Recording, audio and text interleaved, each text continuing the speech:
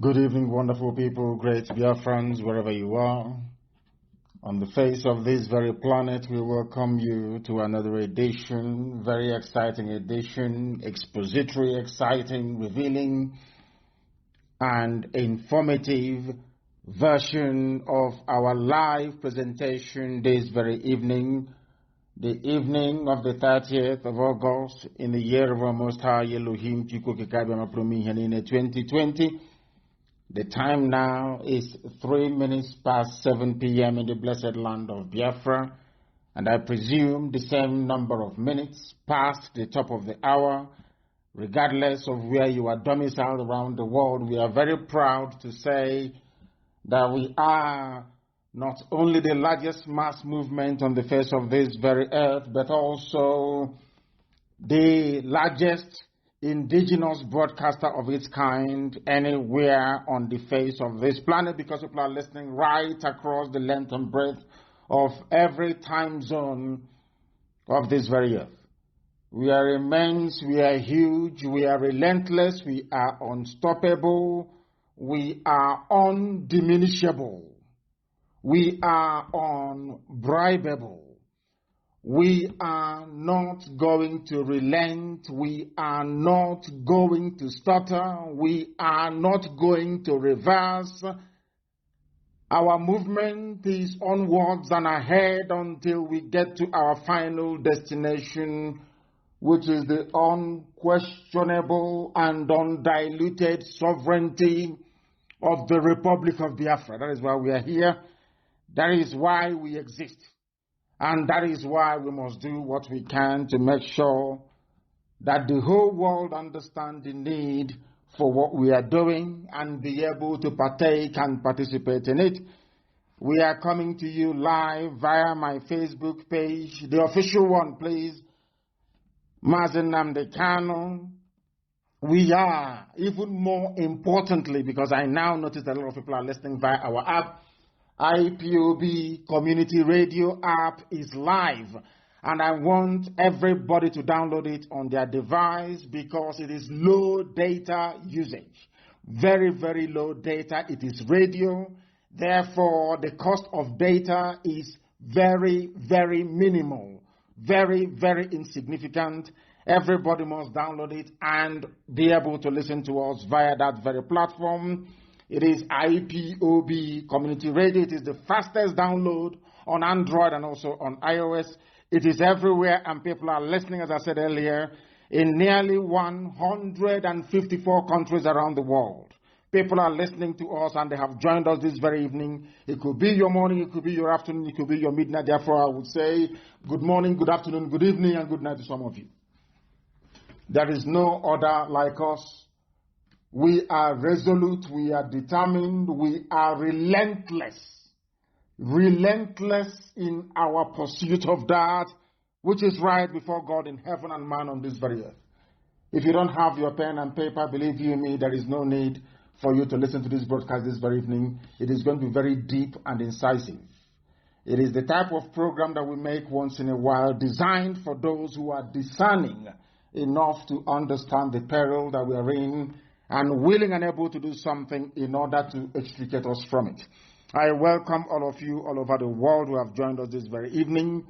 It could be your morning, your afternoon, depending on where you are. My name is Nnamdi Kanu. I am the leader of the indigenous people of Biafra, and by none the largest mass movement of its kind on this very planet.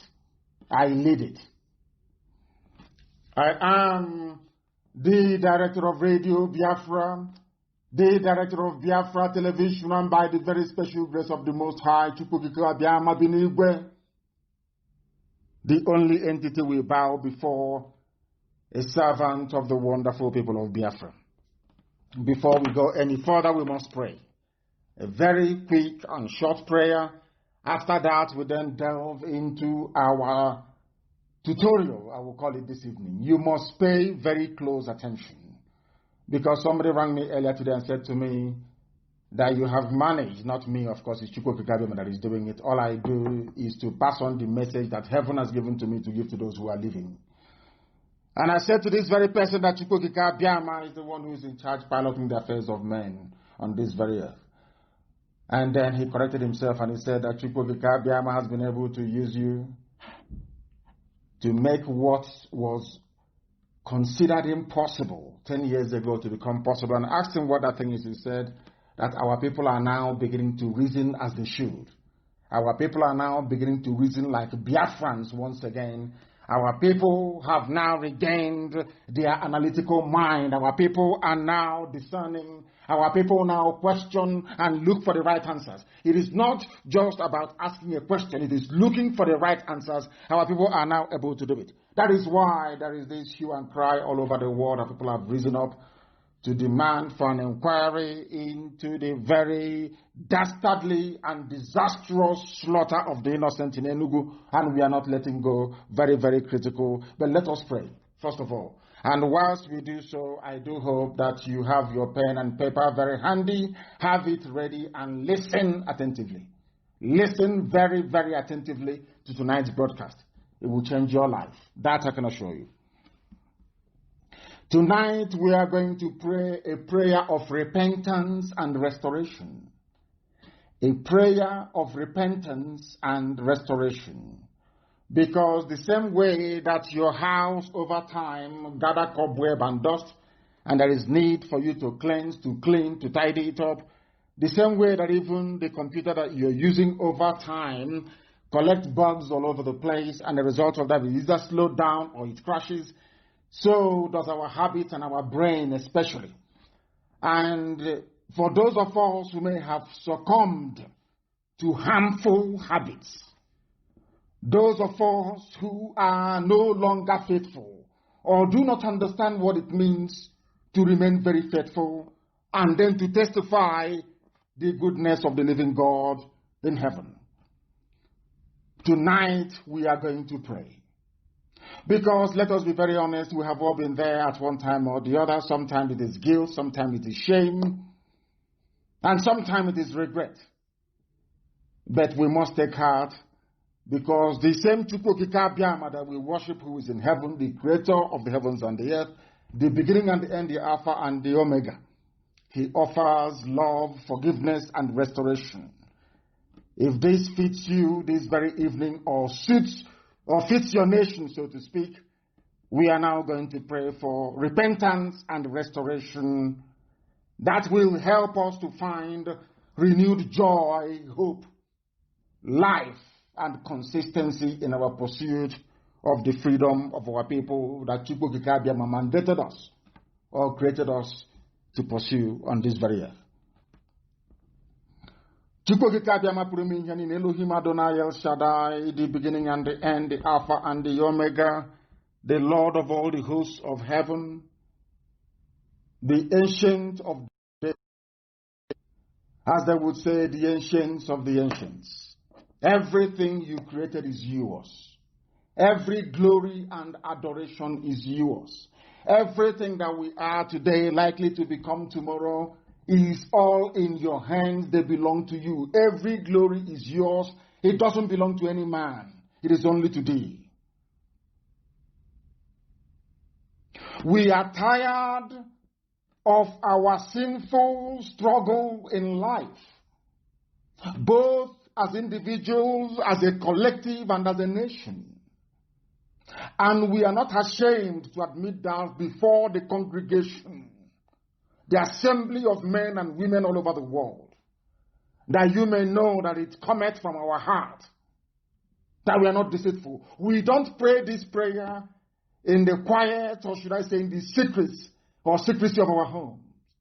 We are praying it that the whole world may hear us, because right now, our nation, the nation of Biafra, as a collective, we feel very distant from you.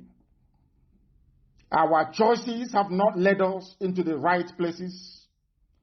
We have listened to the whispers of the enemies instead of your words in your own scriptures. And the result has been disastrous. The result has been Miyeti Allah, a terrorist group forming their own vigilante, something that is unheard of anywhere in this world. We once walked with you, our heart tender, because you led us in the Spirit. Yet, little by little, we exchanged your truths for temptations and deceit that led many away from you. Instead of taking thoughts captive and confessing them immediately, we allowed ourselves to grow totally out of control. Repentance was not in our vocabulary.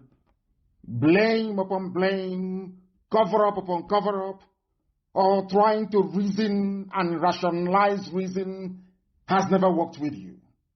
Nobody can rationalize their cover-ups or their blames.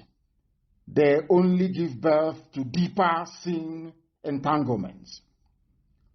Yes, you created us in your image, O Almighty God of Israel. You know our thoughts before we even speak them. You x-ray the hearts of men and see through our sham excuses and intentions. Your Spirit has warned us repeatedly, but we ignored you. Disappointment and discouragement have taken their toll on your children. So today we are confessing before the whole world our desperate need as individuals, as a collective, and a nation for you. You have promised us that if we will confess our sins, you will forgive us and make us clean again.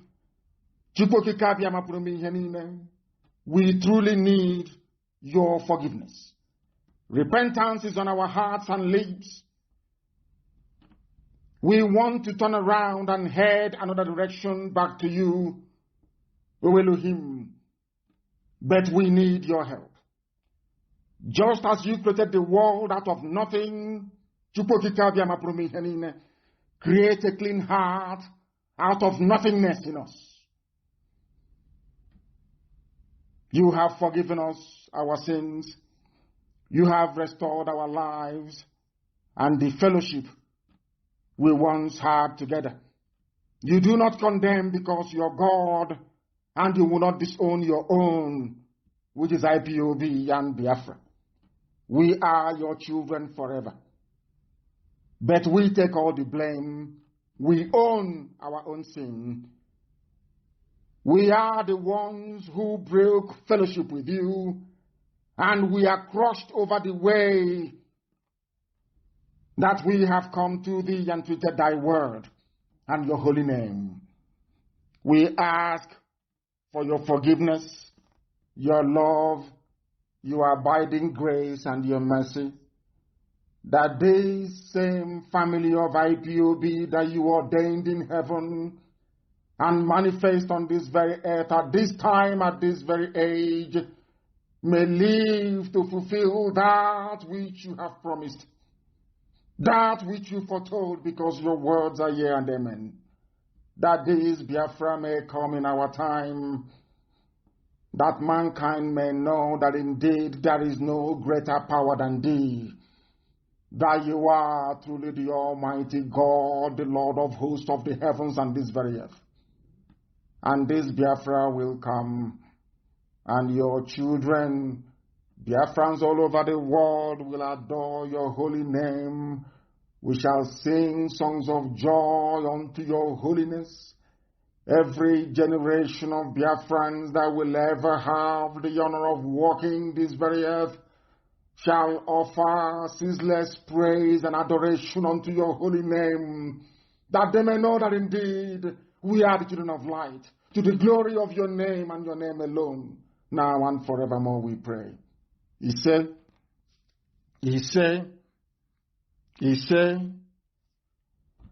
we are live and direct, please. I don't need any complaints today. I want people to download IPOB Community Radio and listen to us, because the whole world is listening.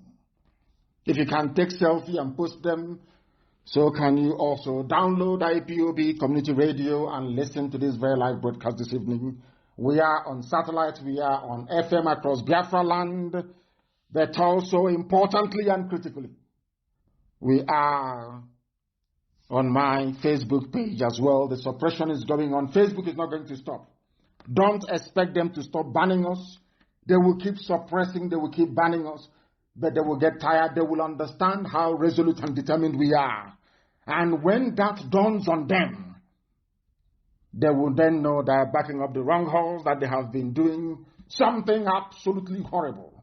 Who knows, even then, as we have prayed this evening, they too may even pray for repentance and be forgiven.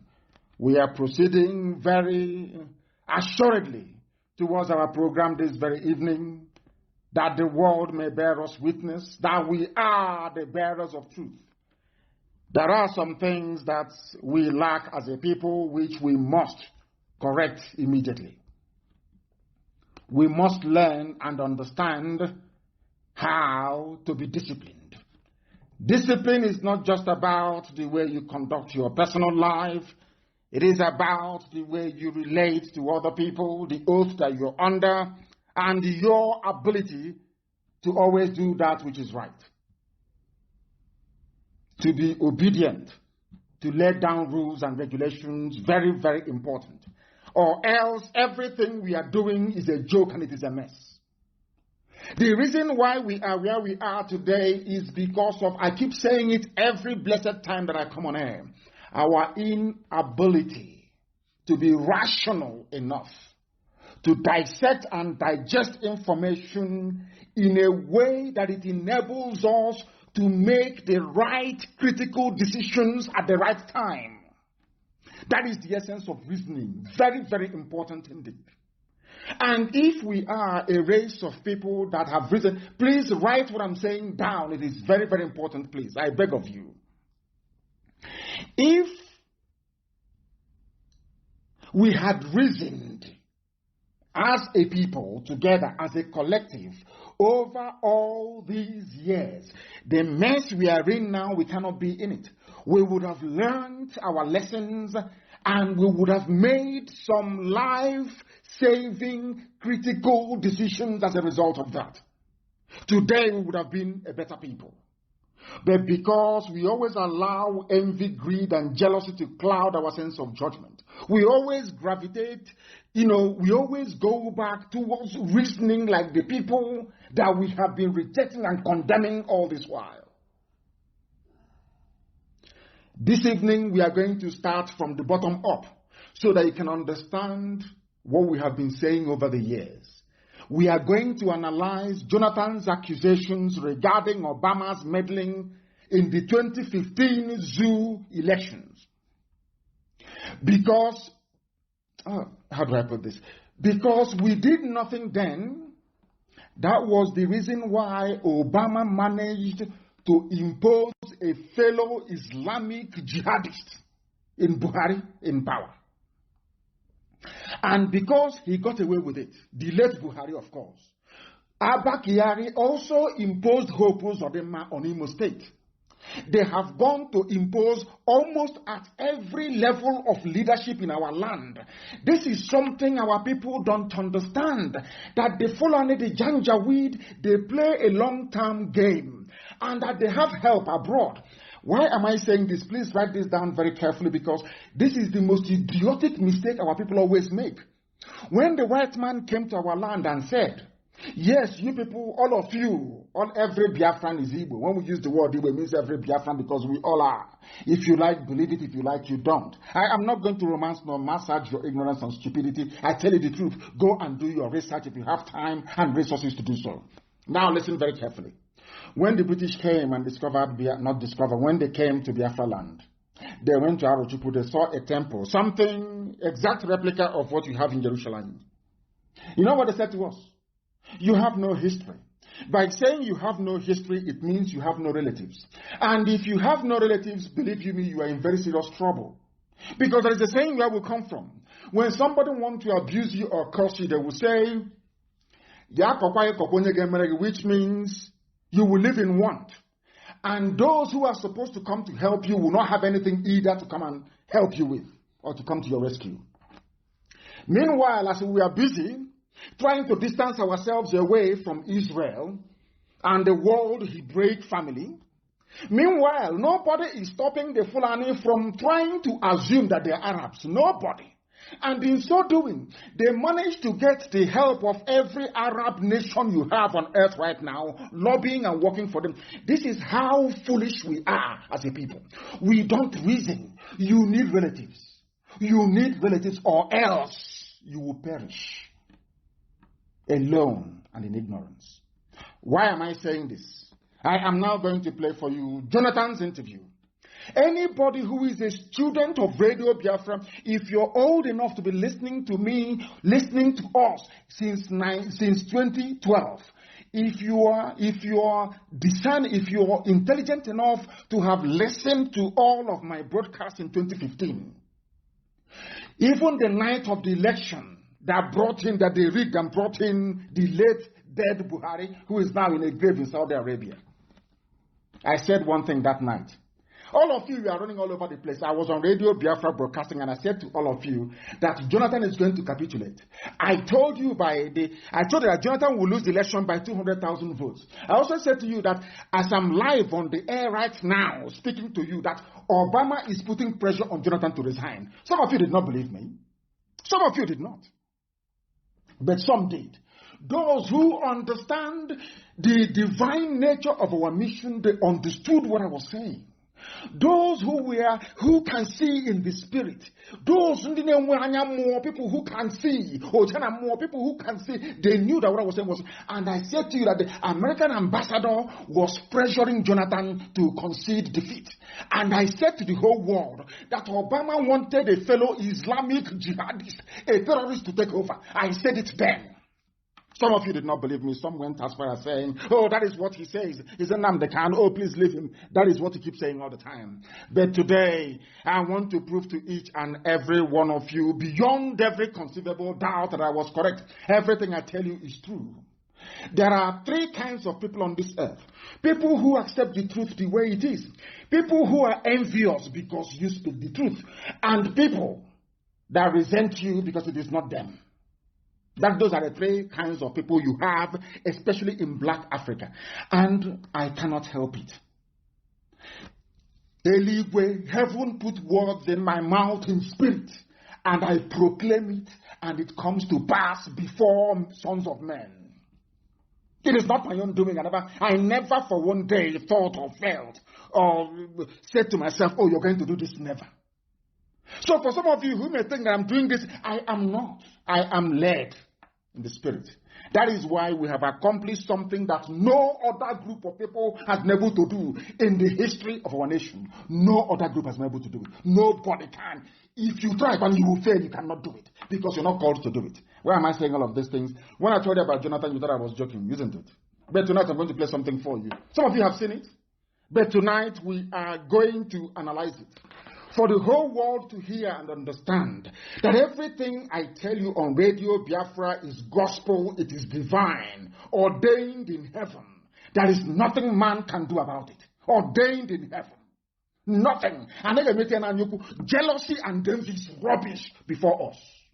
Because we have the grace and you don't. This IPOB has the grace, you don't. If you are not part of it, you cannot participate in this grace. I say it with every authority under the sun. And I want to prove it to you now. That we are always right. You may not like it. Some of you may go back and become even more envious. Tonight, also cause one pinas woman, you cannot be like us. You can never be. Yes, you cannot. Listen to Jonathan. And I want you to reference the program that I made on the night, should I say on the eve of the election in 2015, before they rigged in the late dead Buhari into power. Understand it very well. People say that we insult, if you are an idiot, I will tell you you are a fool to your face. I will tell you that you are an idiot. You are a fool. I will tell you. You are a baby saboteur. I will tell you. You are an aspiring sabo. I will tell you to your face wherever I meet you. I traveled all over the world and I went to the USA and I told them what I felt about them. People who are shocked. Ask Ikena one on any. He took me to a group of indigenous people in California, asked him what I said. They were in shock, in horror. I tell you anything I want to tell you in your face. There is nothing any bagger can do. Nothing, absolutely nothing. Absolutely nothing. Listen to Jonathan, please. I want you to listen to the former president of the Federal Terrorist Zoological Republic of the zoo that Britain created. Listen to him. And you reference my program on the night of the election. Go and find it. Uche, go and look for it, or form and look for it. Anybody who has access, look for it. And want that eve of election broadcast, go and bring it. And that same night of election, bring my broadcast and want it to be replayed for the world to know that Elohim sent us. What I say, mortals cannot, what I see, mortals cannot see it. That is why when you give me advice and I don't take it, please don't take it the wrong way. The time for that your advice hasn't arrived yet. We see things that mortals cannot see. You cannot see it. When I said this thing, Jonathan was in panic. Jonathan could not believe. He could not. He was wondering, how did Nnamdi Kanu know what is happening? I told you what was happening. And now listen to Jonathan, please. That you may know that Chukwokika Abiyama is on our side. That Elohim we worship is with us. Listen. The level of interference by the Obama's government was very overwhelming. This is the voice of Jonathan. It's not as if I couldn't have won the election even with that. But if, by my own thinking, and also the way some other people look at it, they go outside the normal diplomatic relationship, then it should be mentioned. Now listen. Jonathan, after these years, I commend Jonathan, to be honest. He's a statesman. Jonathan is a statesman. I commend him. I can criticize him in any other way, but good Lord, Jonathan is a statesman. I commend him and I have respect for him for that. He waited all these years. Now the zoo is in trouble and he is telling you what happened. The same thing Obama did to Libya. The same thing Obama did to Libya to destroy Libya and plant terrorists is exactly the same thing he did in the zoo by putting in the late dead Buhari. I want you to follow this very carefully. Exactly what I told you that night. When I said that Obama was interfering in the elections, some fools could not understand what I was saying. They said, oh, he's just making it up. Has it not been confirmed? From the mouth of an ex-president. From Jonathan's mouth itself. And I want that broadcast found tonight. My broadcast of the eve of the election of 2015 and the one I made on that same night when they were going to polls and voting. You will hear it. I told you that America was putting pressure on Jonathan to concede. I told you they will rig the election, that Jonathan will lose by 200,000 votes. Exactly my prediction came to pass exactly that way it is. Exactly the way it is. Our people don't know anything. Do you know the reason why Obama was helping the Janjaweed North to win? Because they are all Muslims, they are all Islam.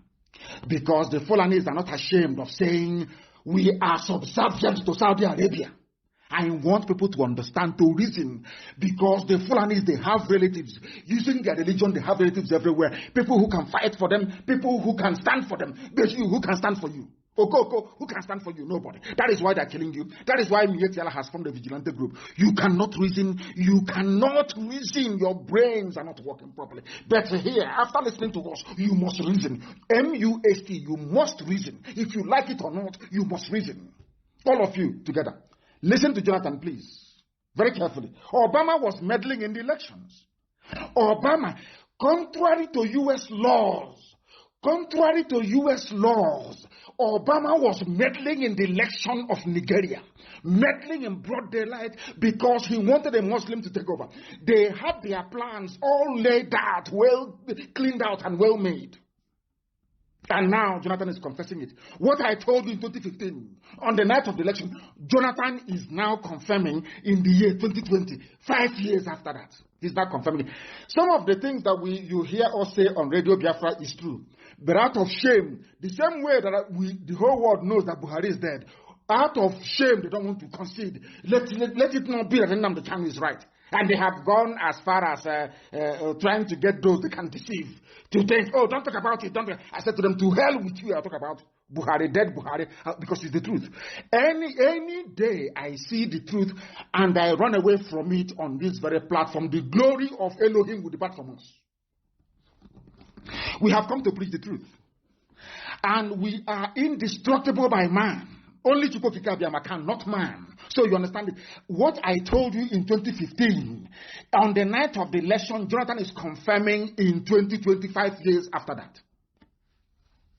We see things that ordinary people cannot see. Please listen. And you will hear, there is a place Jonathan will mention something and you will be shocked. You will know the reason why Nnamdi Azikiwe was not given the prime ministership of Nigeria. You will understand the reason why Aburi Accord did not stand. A lot of people are wallowing in ignorance. A lot of people are moving about in ignorance. Our job here on this platform is to cleanse your brain, to remove every vestige of black stupidity from your membrane so you can reason properly like a human being. So you can reason very well like a human being. Listen to Jonathan, please. Listen to Jonathan. To President Goodluck Jonathan. In the year... Even that person listen. To Nigeria at the eve of election, after Obama even issued a statement directing Nigerians to vote for the next... Who sent who on the eve of the election? They sent John Kerry, the U.S. Secretary of State, to go and meet with the late dead Buhari. You people must reason. This is why they say, oh, you are paying $85,000 to consultants. Do you know how much the zoo is paying? Do you know how much Fulani Cabal contributed to Obama's re-election that made it possible for Obama to send John Kerry to go to the zoo to go and see an opposition leader? Has that ever happened before? But you don't reason. You claim some of you went to school, you read political science, you cannot reason. If you cannot reason, what are you doing on this earth? Okay, what is your job? If you cannot engage your brain to be able to reason properly. I want you to understand that Chukwu is with us. Listen, please. Chapter. That tells you something. Tells you something? You should not sweep this is under the carpet. If a foreign country, or an African country, or even America or any other country interferes with our own elections, we should mention it. Now you can understand. Obama interfered with the elections in Nigeria. Even Jonathan now has come to concede that the whole Chibok Gears thing was organized by Obama administration, executed by that midget in Kaduna, El-Rufai. Some of you are blind. You are blind. You are blinded by stupidity, by black African stupidity. You cannot reason very well. Chibok Gears planned and well executed to remove Jonathan in power. They wanted Muslims to be in power. They need Islam in the zoo, Nigeria. They want it, and they are going to get it. All of you are blind and so foolish. I heard some idiots talking about airport has been reopened. I said, you're so daft, it's untrue. Somebody came to your house and stole 1 million naira from you, and then came back and gave you 1 kobo in return, and you're jumping up and down. You're an idiot, a complete idiot. Complete fool you are. That is why I have no time for morons. I cannot stand them.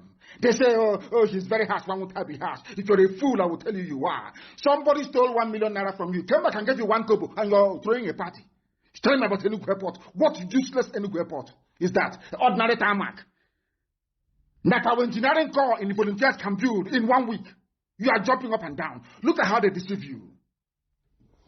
Chibok girls, organized by Obama and El-Rufai, with the late dead Buhari, Abakari and Co, Fulani Cabal, deceiving all of you. And you wake up and you talk about our Nigeria. This is our Nigeria. We don't know what is happening. You people are fools. You know nothing. I will insult you because if you're an idiot, I'll tell you you are. Let us listen to Jonathan, please. Let's listen to him. To what President Jonathan has to say. Listen. How do we get these girls out? Yes, Chibok girls. Within a couple of days, we saw people going to the U.S. Going back our girls' placards. Yes. Why? Mrs. Obama, did you see Mrs. Obama carrying bring back our girls? Did you see her? All planned, all well orchestrated, planned. Fulani Islamic Brotherhood, cabal, they planned it. All of you saw Obama You bring back Kabaki also, they all planned it to paint Jonathan black, to destroy Jonathan. That a Fulani Janjaweed will come in and take over our waterways, take over our farmlands under Ruga. Tell you that Miyetia, a terrorist group, can form vigilante across the country, and all of you moronic, idiotic zoo animals that Lugard created, all of you are just there looking more sheepishly like a bunch of idiots that you are. You cannot reason. You cannot reason, can you? Let us hear Jonathan, please. Of course, the Mrs. Obama received one of those placards. Mr. Obama. I cannot take responsibility for the abduction. I don't control Boko Haram. They are criminals. But as the president, of course, no, it's not the president that go to the field. You have security and intelligence officers that do the work. Let me admit that, yes, maybe they do their best, but their best was not good enough for us to recover the girls. That does not mean that I'm trying to remove myself from any blame. Yes, I may not be blamed for the action, but I could be blamed that my security and intelligence are not strong enough to be able to rescue the girls. Do you see how a statesman talks? You can criticize Jonathan all you like, but the man is a natural born statesman. He even took responsibility for the girls because it happened under his watch. Compare that with these morons, these scavenging, desert-dwelling, cattle-heading animals. You see the difference between a Biafran, somebody who by nature is cultured, and a bunch of vandals from the depths of hell. That tells you all you need to know. Obama interfered. Why did Obama interfere? Let us go to Ojukwu and Aburi. So you understand. When I tell you people that the alliance against us, you don't know. Even the complete idiot who may be on Facebook yapping and writing rubbish do not know the amount of enemies Biafra have. He has no clue. Had no idea. Biafra, when is it coming? They have no understanding. The hurdles we need to negotiate and cross before we get to the promised land, they have no idea. They think you wake up in the morning, you write to Trump, you write to EU, Biafra will come. They are insane. I used to say on this platform that Biafra is the last miracle, and I used to say it for a reason. Because of the obstacles and hurdles in front of us, we need to overcome. This is one of them. American president from nowhere is against a head of state because Jonathan is a Biafran. They cannot allow him. No, it's impossible. He cannot stay there. I want you to pay particular attention to what I'm going to play next. And I said this evening, this program may last up to 3 hours. So be prepared. If you don't have data, you go and borrow data from. So go and borrow, you buy on credit. You must listen this evening and learn. After tonight's program, you will know that reasoning is very important in life. And when you go through Jonathan's experience, when you go through the experience of Nnamdi Azikiwe, you go through the experience of Ojukwu, believe you me, you need to go back into your room, turn off the light, and fast and pray for God to give you the capacity and the ability to reason. You pray for 30 days. I'm telling you the truth. If you look at, you don't need anybody to educate you on anything. Look at how they treated Jonathan. Look at how they treated Ojukwu. Look at how they treated Azikiwe. That will tell you all you need to know. That the people you claim you're with, you're not with them. Or those that claim they're with you, they're not with you. That is what informs how we run IPOB and why IPOB is the most successful freedom fighting movement in the whole world. Not despite the fact that no politician in Biafra land is in support of what we are doing, because they are cowards, of course. You know that very well. But yet we are waxing strong all over the world. Have you asked yourself why that was made possible? Any day you understand it, that day you respect IPOB. You respect IPOB. Now let us go to the next one so that the world can hear very, very well what has been happening to us. And after this program tonight, I want you to put one and one together. I don't want you to forget IPOB. I want you to cast your mind back. Ask yourself this question. Why was it that Nnamdi Azikiwe, a frontline militant agitator for independence for Nigeria, the only man who did not inherit the mantle of leadership across the whole of Africa. Ask yourself why. Ask yourself why Aburi did not stand. Ask yourself why they lied against Ojukwu and said Ojukwu declared war and sustained the narrative for nearly 52 years. They sustained it for 5 decades. Blatant lie. Even the journalist in Lagos or Abuja writing or Ibadan writing that lie, he knows it's a lie, but he will write it. Ask yourself why. Now we are going to discuss Aburi. And Ojukwu is here. All of you have seen it, but you did not pay attention. Our job here is to get you to pay attention to the things you ought to pay attention to. That's what we are doing. And I'm going to play that same interview. And I want you to listen very carefully to what our eternal general has to say. Our overall supreme leader for life, what he has to say about Aburi. Let shame befall our enemies. And this evening, you will see, I've shown you the hand of America. After this, I'm going to show you the hand of Britain. And you'll be wondering, but what did we do to them? Why is it that they want to suppress, to clamp down on Biafra? Any day, as I keep saying, believe you me, any day you go into your bedroom and you think and you discover the reason why they're against us, you can never be a Sabo in your life again forever and ever. Never. Listen to Ojukwu and listen very carefully to our leader, the only genuine general you have before he passed on. Listen to him, please. Listen. But at the end of it, I don't want to go because these things are all, the tapes are available. His English is Queen's English. Some of you may struggle to understand it. He is learned. He's a learned man. Highly polished, highly educated. Some of you may struggle with the crispness of his accent and his tone. But please do pay attention. He is the Biafran head of state. Pay attention to him, please. He is late, but to us, he will remain our head of state. Listen very carefully. The records are there. Records of Aburi. In fact, only about 2 weeks ago, I saw a set of the records again. So the Aburi records exist. The transcripts are available. They're available. But we talked about the Nigerian situation. And certainly, at the end, everybody says, oh, you told them this, you did that. The fact was that our case was so clear. Yes, case for Biafra and at Aburi. That I actually believe at the end of Aburi that the problem was not Gawan. Listen. But probably some ambassadors in Lagos who were... The problem was not Gowon at the end of Aburi. Our leader knew. He said some ambassadors in Lagos did not want Aburi to stand. So I am telling you today, Britain does not want restructuring. All of those blood-sucking, demonic neo-colonialists, they don't want restructuring. That is why the Fulani Janjaweed can never restructure. I need you to understand this. Ambassadors. These are white people from Europe and elsewhere. They have no business with the governance of Black Africa. Absolutely nothing. Now, ask yourself, in 1967, why was it that some white ambassadors in Lagos did not want Aburi to stand? Because Aburi standing meant that the eastern region, which is Biafra, will have an independent economic system.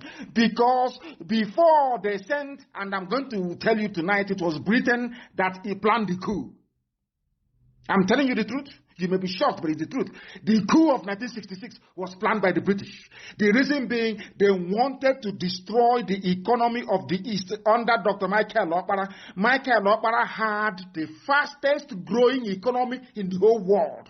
In the whole world on this very earth. Dr. Michael Okpara of the Eastern Regional Government had the fastest growing economy. We were manufacturing things. Britain could not stand it. Britain did not want to see it. They planned that very coup to destroy us. One day it will happen. I'm saying it now. It sounds like it's a joke. One day it will reveal itself. And say, my goodness. Oh, Mazi Nnamdi Kanu was right. Of course, I'm always right. I'm sorry to say this. Some people don't like it. I'm a human being. I'm a mortal. I'm nobody. I know that. But I get it wrong. I get it right 99% of the time. Maybe I get it wrong 1%. I want you to listen. I want a fulefus, all the idiots, all the Abuja contractors, all the baby sabo with feeding bottle. I need you to understand that you don't know the amount of enemies you have. You have no clue. You have no idea. This evening, I want to come to you, Obrazo. I want to do a slight revelation, so you will understand the enemies you have, that only Chukwukikabiam Elohim can save us, not man. I need you to understand it tonight. Are you listening? It was ambassadors in Lagos, not Gowon, no? Ambassadors in Lagos that put pressure on Gowon. Abandon Aburi. The same people you're going to say, give us restructuring. You are dreaming. You're wasting your time. Let me listen to my leader, please. Listen very carefully. Those in Lagos who were pressing for something else. Yes. Because we understood each other. We agreed on everything. Ojukwu and Gowon understood each other.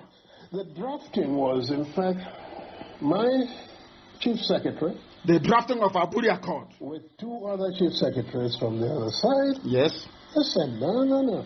And drafted and agreed. We looked at it, we agreed. Listen. General Ankara read over the whole. General Ankara was the then Ghana head of state. At the end. Asked us if we wanted to amend anything. No. After the whole agreement was made, General Ankara asked Ojukwu and Gowon, do you want to amend anything? They said, no, we understood each other. We know what we want for our country. We want it to move forward. But meanwhile, white ambassadors in Lagos, we are not happy. Ask yourself, why were they not happy? What is it about Aburi that made them uncomfortable? Because restructuring back to the regions will allow people the autonomy to grow their economy. But these criminals, these neo-colonialists in Abuja now, they don't want it. Because if you do it, the ingenuity of a Biafran will come to the fore. The intelligence of an Igbo man will rise up. You can't stop it. So the best way for them to stop it is by bringing darkness. Darkness is full of Janjaweedism. Are you following what I'm saying tonight? Do you know, have you heard this before, that Ojukwu and Gowon had no problem? They agreed, they drank champagne, they shook hands, they did everything. They now came back to Lagos. White ambassadors in Lagos said no. And that is Britain. We don't want it. So that Okara can be growing economy of the East.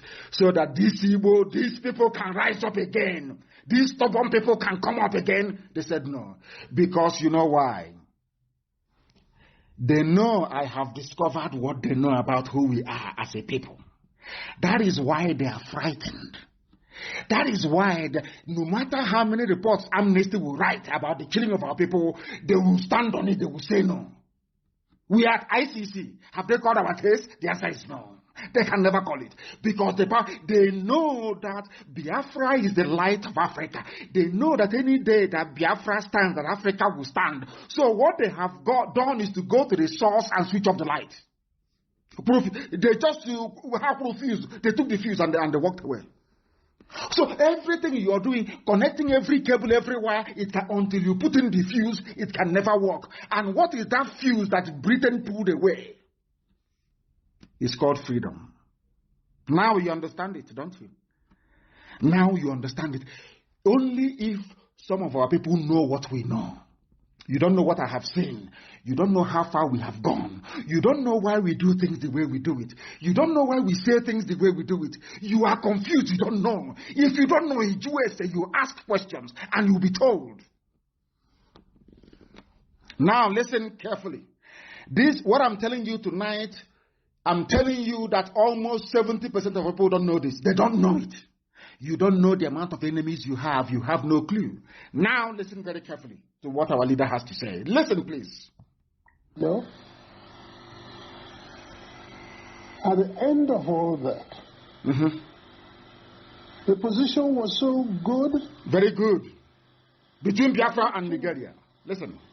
Ankara drove Jack, Gawan, and myself. Yes. To the airport. Yes.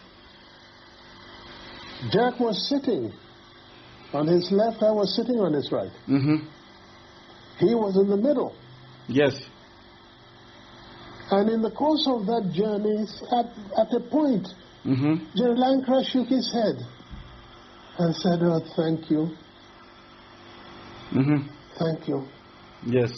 If only we can go on like this, everything would be all right." Yes. In Ghana. Yes.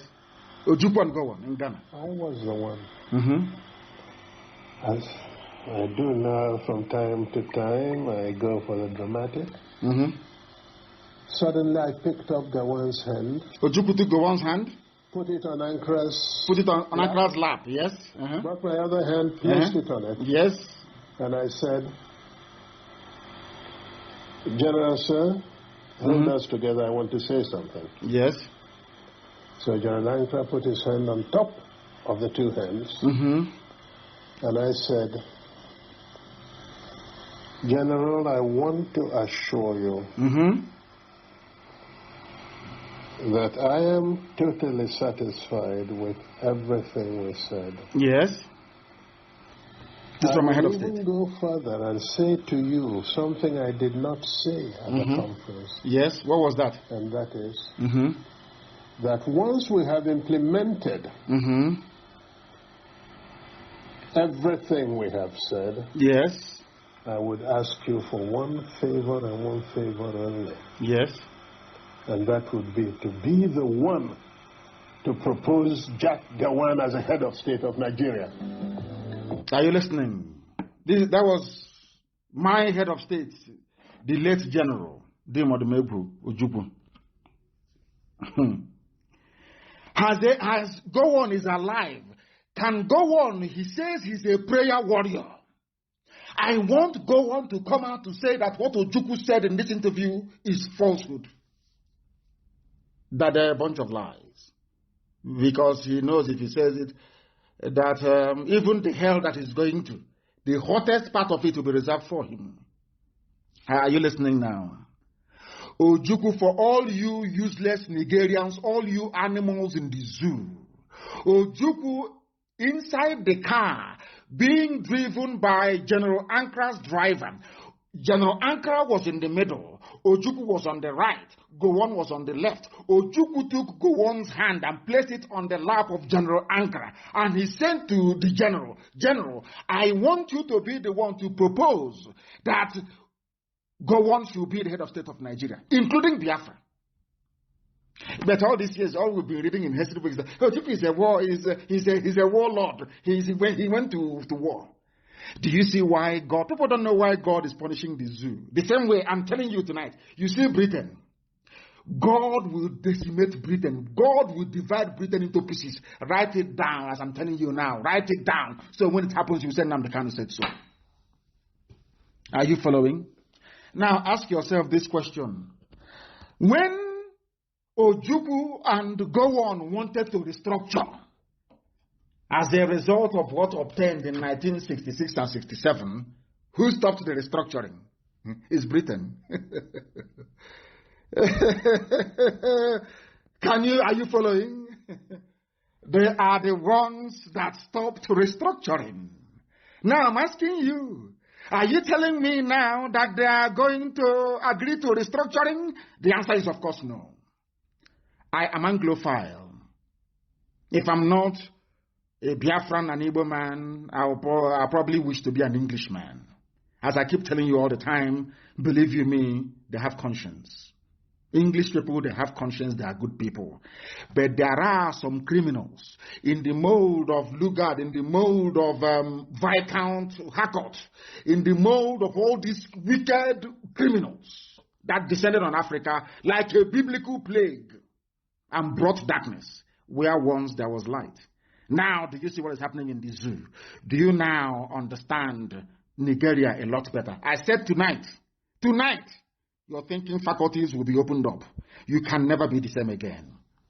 Look at all of them accusing us of Biafra rebellion, Ojukwu rebel.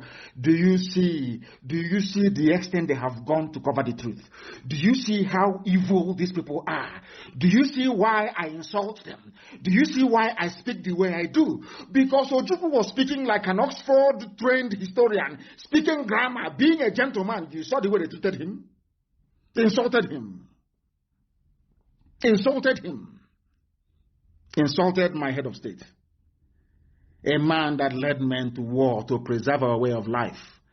If not, they would have killed all of us. And Ojukwu said, on our buri we stand. Our buri meant still one Nigeria, but let us have devolution. Britain said no.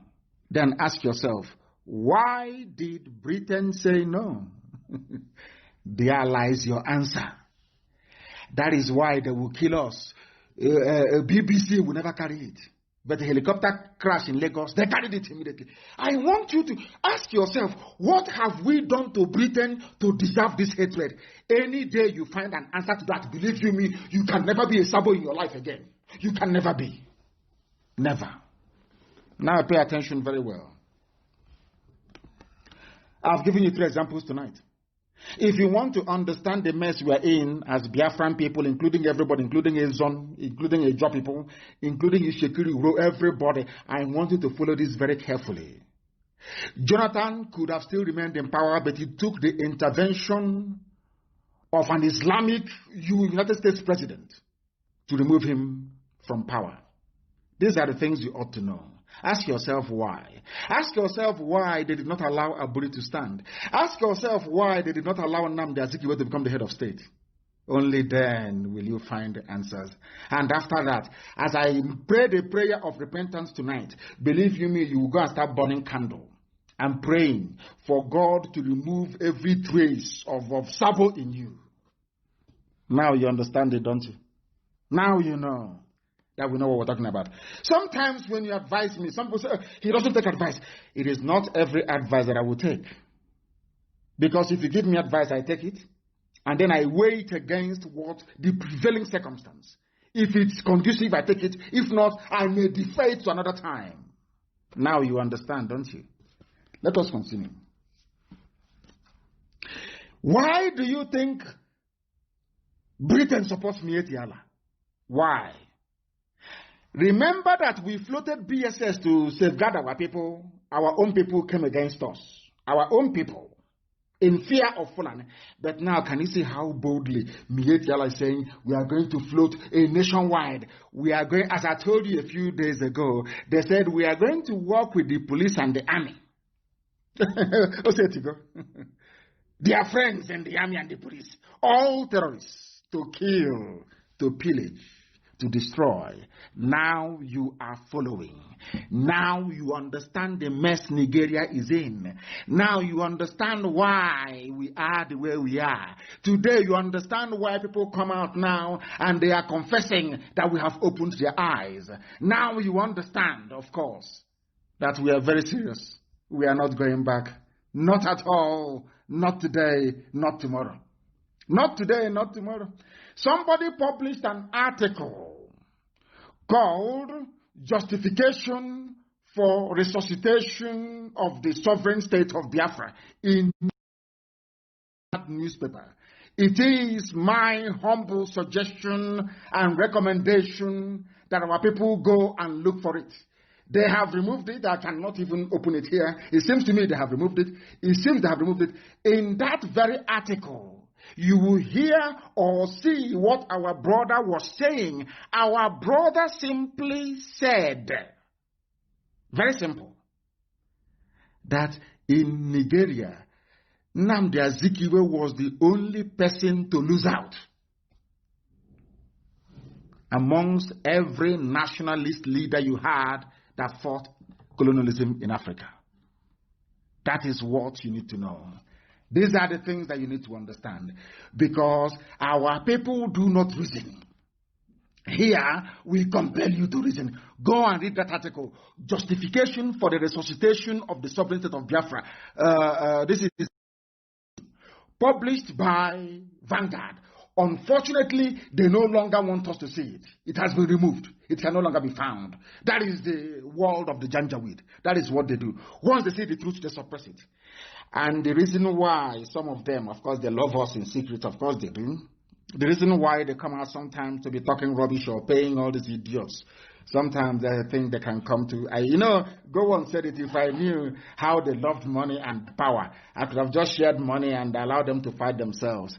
Don't allow yourself to be one of those that Gowon was talking about.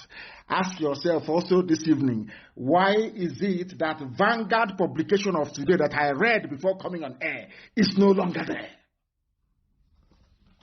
That tells you all you need to know. Because that publication contained the truth.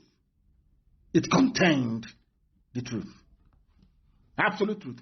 I want people to understand the way the mind of a black person is. I need you to understand how the mind of a black person functions. Any day you understand it, you will then know.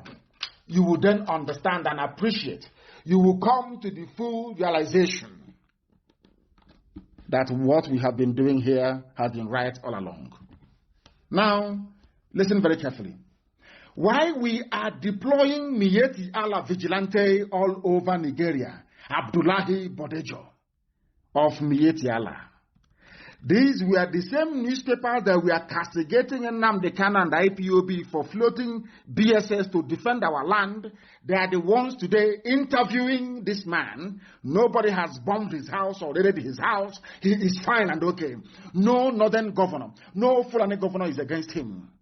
And I want to ask the Igbo governors, have you seen it? When we floated BSS, they said, oh, go and kill him, go and you jail him, bomb him, you proscribe them. You did. But now they are bringing terrorism to your doorstep. Have you proscribed Miyetti Allah? I'm asking the useless Igbo governors, have you proscribed them? Now listen carefully.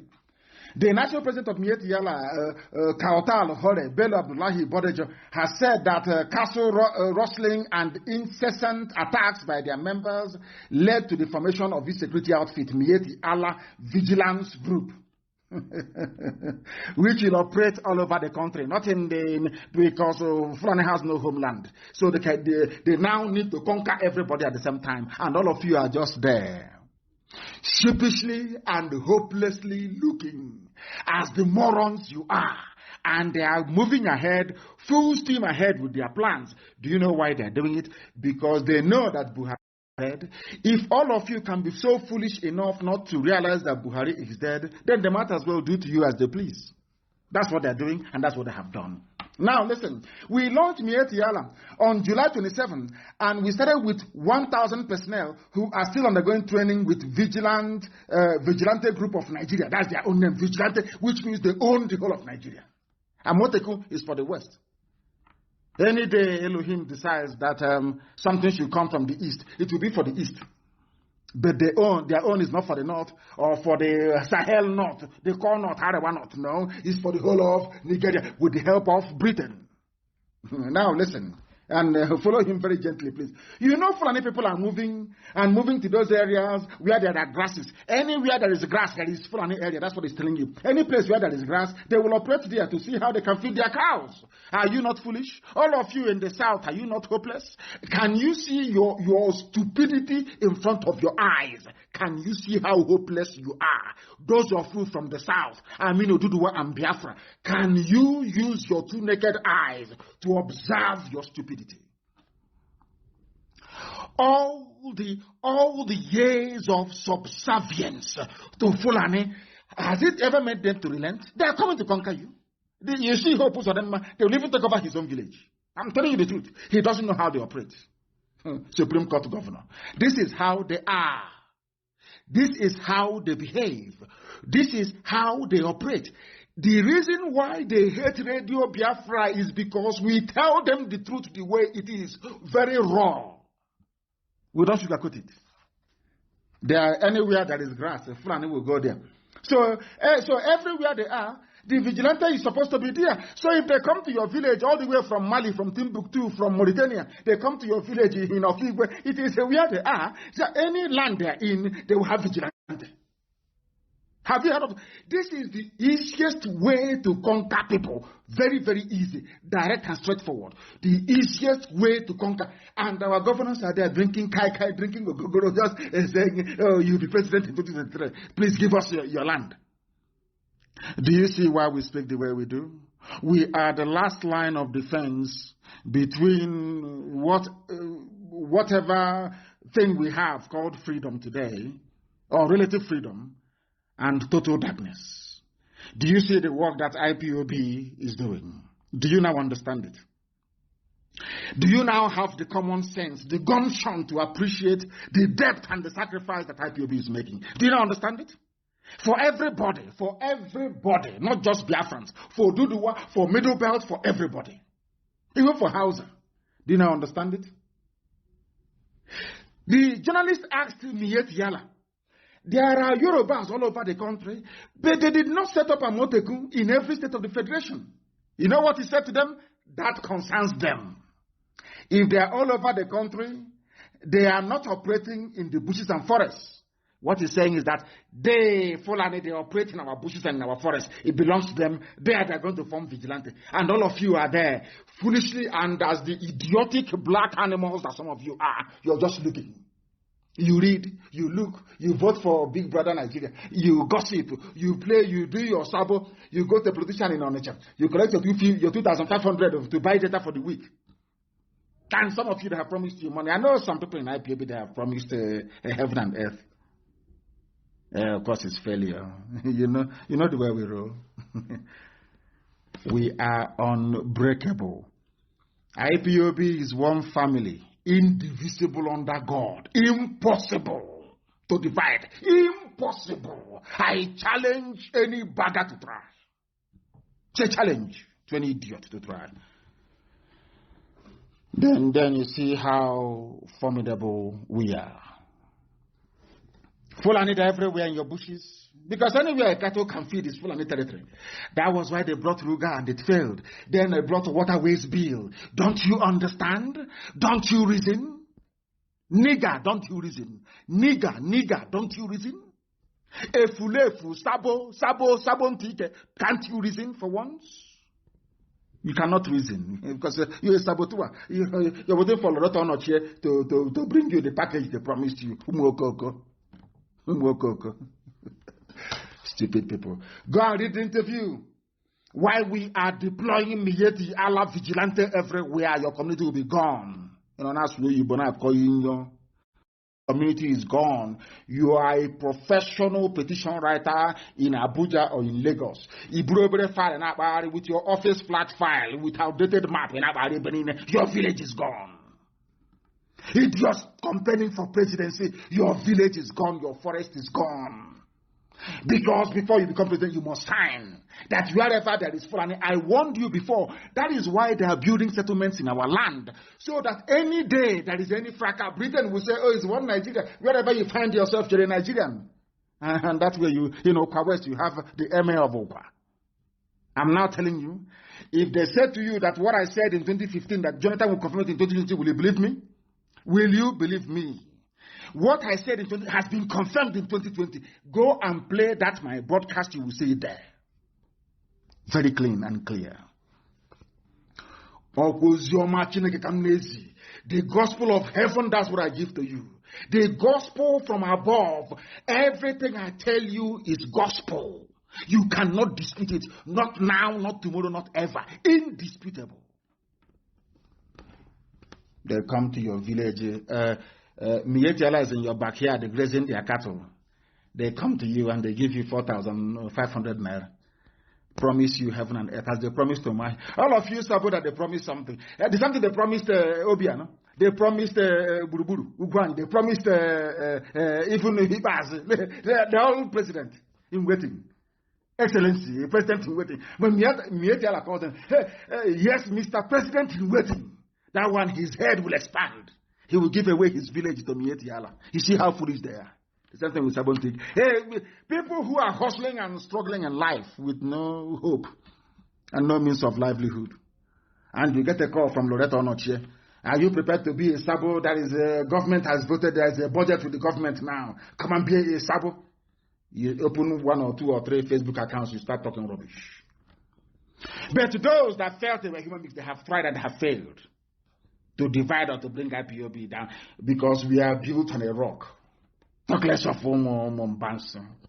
people who stuck in trade is criminality. Go and read it. Miet Yala, they have you people by the balls, I'm sorry to say, the proverbial balls, so to speak. Somebody wrote something very, very important, and I picked it and I said I must analyze it. It's not from me. Hopefully his name will be at the bottom of it. He said, don't let Indio Kachamara, IPOB, Biafra haters, and Fulani blooded Igbo Efulefus fool you. They are fooling all of you. All these Efulefus, yapping rubbish, they are fooling all of you. Ask them, what have you done about the Fulani settlement in Lobuku? Ask them, what have you done about the Fulani settlement at Nike? What have you done about the Fulani Miet Yala settlement in Opa? Ask all the Efulefus. They have no answer. Their job is to distract you. Their job is to take your mind away from holding politicians accountable for the unwarranted, unwanted presence of Miet Yala terrorists with their cattle in our villages. Some of you cannot reason that through. When they are yapping their rubbish and talking their nonsense, their job is to distract you as Fulanis are taking over your village. Is that very clear? Now listen. They are deploying Miet Yala vigilante across the whole place because they want to take everywhere over. They want to take over your land. They want to take over your land. Ask yourself, why hasn't your governors come together to float their own defense? Because they are in Fulani pocket. Fulani they see our land as a conquered territory. If not for IPOB. Why do you think the governors are keeping quiet as they're killing us? Because they have told them over the years, control them. They're saying we can't control them. If you like, come and kill them. We will not talk. And that's what they're doing now. Compare that to other governors everywhere around the zoo. And you will see what is happening. You see the way they're speaking up. They're talking about community policing, so they can hand over the whole security architecture of a people over to IG, who is a Fulani man. And they can now come and do, basically ravage you. They will ravage you. Nonsense. They're undergoing training. And some of you are keeping quiet. Some of you are allowing idiots to distract you. Some of you are following gossip. Every gossip that comes up, you go and join. You want to comment. You want to participate. I feel sorry for all of you. Because as you're doing that rubbish, let me tell you what happened to people who were as foolish as we are today. Because before they took over Southern Kaduna, they did the same thing. They sent their emissaries and their agents, the quislings amongst them. They came in. They said, oh no, one Nigeria, unity of the country. Unity of the country that's slaughtering you. The unity of the country, unity. Who are the ones doing the killing? Fulani. Who are the ones forming terrorist groups? Fulani. Who are the ones in the army killing unarmed innocent people? Fulani. Now, you understand it? Now you understand it. Very soon, pastors in our land will be saying exactly the same thing that some pastors are now saying in Southern Kaduna. Followers are now urging their pastors to buy guns with the tight money they're giving to their pastors. Go and buy guns for us, please. These are Southern Kaduna. These are the people that fought the war. These are the people that believed in one Nigeria. These are the people that they lied to and told that Ojukwu is a very horrible man. But now, do you see the irony of the whole thing? Had Aburi succeeded, Ojukwu was actually negotiating for Southern Kaduna people to save them as well, to save everybody. Do you see the funny part of the whole thing? Now you understand it. Now you understand it. You see the way they work. Over the years, they were trying Southern Kaduna. We are in the army. Nobody should do anything to disrupt the peace. So some of these things now that the Supreme Court Governor of Imo State has been saying, idiots. Psychophants. Now do you see it? Now do you understand it? Now can our people begin to appreciate the mess they are in?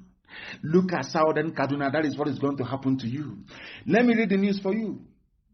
Pastor of Vision Pioneer Trust Ministry in Kafanchan, Apostle Dr. Emmanuel Nuhukure, has said that as a priest, people now come to him asking him to buy arms for them. They are calling on their pastors to take part of the offerings and buy arms for them to defend themselves. That is the level of despair. People are no longer afraid. He asked the federal government of the zoo to arrest the senseless bloodshed. Who's going to arrest it? He said Buhari, who's in a grave in Saudi Arabia. Who's going to arrest what? Who, where, when, how? I ask you. Where is Buratai? Have you seen him in public? Where is Osibajo? Have you seen him in public? You know, this is the reason why white neo-colonialists can interfere and meddle in your life. Because they know that a majority of you cannot reason very well. Where is Osibajo? Simple question. When was the last time you saw Osibajo live? Anywhere. When was the last time you saw Buratai live? Anywhere. Confirmable. Well, of course, we know that Buhari doesn't exist. Even the boy these days is scared to come out. The mask wearer can't even come out anymore. Is that very clear to all of you? Can you now all begin to understand that Equa Church, even indigenous of Southern Kaduna indigenous at Equa Good News Church in Kaduna, they are also saying it. There is going to be a revolution. These are people feeling the heat in Southern Kaduna. And you're busy in the South writing rubbish about one Nigeria. How you support one Nigeria. I feel sorry for all of you. Because they are coming. Who is going to stop them? Nobody. To the extent that somebody in the Nigeria north is saying, divide the zoo now, divide Nigeria now, no angel can unite us, according to a northern elder. This is the news carried by Arewa Gazette, which is one of their papers. That amalgamation of 1914 was a grave mistake.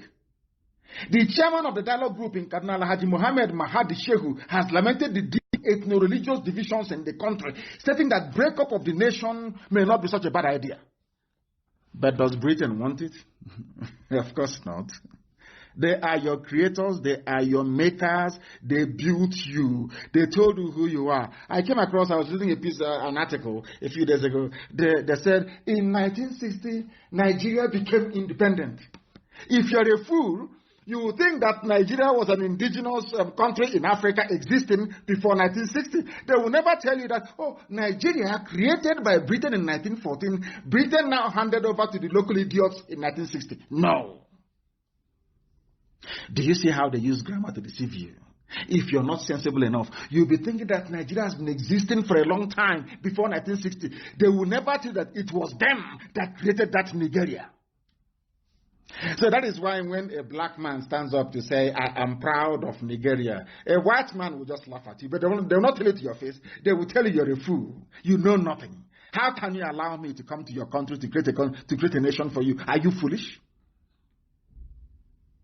Now you understand, don't you? Now you understand. The chairman of the dialogue group is saying that people have not been able to rise above ethnic and religious sentiments, making a united nation very difficult to achieve. But as long as oil is flowing, gas is flowing from Biafra land, they will keep patching up the zoo. They keep giving more power to the Janjaweed. Because they know that all you need to do to a Biafran, and Igbo man especially, of course, every Biafran, just go there and sprinkle some money. Give them, create some asserts, create some some saboteurs, even some people within IPOB. They see themselves as many, their dream is to become like Atoese one day. And if you go and investigate him, you see that the way he made his money was by being subservient to the Janjaweed. So the only thing for you to do is to become subservient to Janjaweed. You become saboteur full-time. Sabo. You start from childhood. Sabo. Peddling your gossip here and there, peddling it. If you're lucky, the rest of the chair will pick it up. Or if you're the heavyweight, maybe they will send an Igbo politician to you, to come and speak to you and see how they can convince you. Oh, these things, the governors are finding it very hard. How can we divide IPOB from within? And you are a fool, you buy into it. Maybe they will change your wardrobe for you, you come and try and see what will happen to you. The zoo tried, they failed. The governors tried, they failed. Is it Okoko that will divide IPOB? Who is the idiot? I'm over the fool. They've not been to the idiot to divide IPOB. They've not given to you. People can gossip all they like. Gossiping is free. Anybody is free to gossip. If you cannot gossip on Facebook, you go to Twitter. You cannot gossip on Twitter, you go to TikTok. If not for TikTok, you go to Hot Talk. Anywhere you like, you can gossip. Gossip is free. Anybody can gossip their life away. That's your business. That IPOB is one family and indivisible under the sun. And I get all your envy, greed, and jealousy, it doesn't mean anything. I lead IPOB. I appoint and I dismiss. Of course, one thing when they can ask, I don't know what is of course one thing in English. I don't know. Somebody should tell me what of course one thing in English. I don't know what it means. Someone should tell me what it means. Here we educate you for free. For free. The only thing will cost is to download IPOB Community Radio app. That is the only thing that it will cost you. That is all. That is all. Compare the governors you have with the other governors elsewhere. Let us be a bit rational. Let us drill it down to ethnic nationalities per se. Where is Governor Autumn from? We are told that it is Fulani, Yoruba, and the Igbo that are the major so-called tribes in the zoo. Is that correct? So Samuel Autumn is not from a major tribe. And if anybody needs to be scared as a governor, Governor Autumn should be very scared, isn't it? But he's not. Do you know that what Governor Autumn has said, no single so-called Igbo governor has been able to say it, with a sort of weak care, of course. Now and again, if he is going to be consistent, that remains to be seen. Look at Governor Autumn. Governor Autumn said that any Miyetti Allah they catch in Benue State, they will jail them. Can any Igbo governor say that? But Governor Autumn is on his own, just Benue State. He has no relatives to come to his rescue. But a group of 7, let us say 7 for now, including Delta and Rivers, 7 of them, they are terrified. They are terrified. Only one Governor Autumn, only one man can stand up against Miyetti Allah that 7 men cannot stand up against. That tells you the level of stranglehold they have over our people. They control the exercise over our lives. They are your political leaders. They are your governors. They are your this. What Governor Autumn managed to open his mouth to say, these 7 people cannot say it. Talkers of the whole of 11 of them. They cannot say it. That tells you the extent of the mess you're in. In his response to Miyetti Allah saying they form vigilante everywhere, Governor Autumn, through his chief press secretary, warned the Fulani organization not to come to his state, adding that their motive was to carry out their heinous activities to another level. In other words, a sitting governor is coming out and saying that Miyetti Allah is a terrorist group in the open. Something that no, not one single politician from the East can say it. Not one soul. Something. Is Governor Autumn from a major tribe? Are his people armed? Because when men have soul and conscience, when men can stand on their 2 feet, you don't push them about. Look at your governors. Can they say what? Can they stand up? Instead, they are putting Miyetti Allah in their own government in their states in the East. What does that tell you about them? Respect your governors, respect your political leaders. Yes, respect, but respect is reciprocal. Respect us by coming out to condemn what Miyetti Allah is doing. That is the least you can do. Governor Autumn has done it in Benue State. Why can't you do it? Because they promised all 7 of you presidency. All the 7 of you. And all of you are so foolish. That betrayal that is in our people. The foolish thing about it is that they think, oh, I'm not going to tell the Abia one. Abia will say, oh, I will not tell the guy anymore that they have promised me the presidency. All I'm going to do is to undermine them. You see them working at cross purposes, fighting themselves, fooling themselves, deceiving themselves. Have you now come to the realization of what we have seen so far? Do you now accept that only IPOB can save you? Do you now see it? Do you now see it?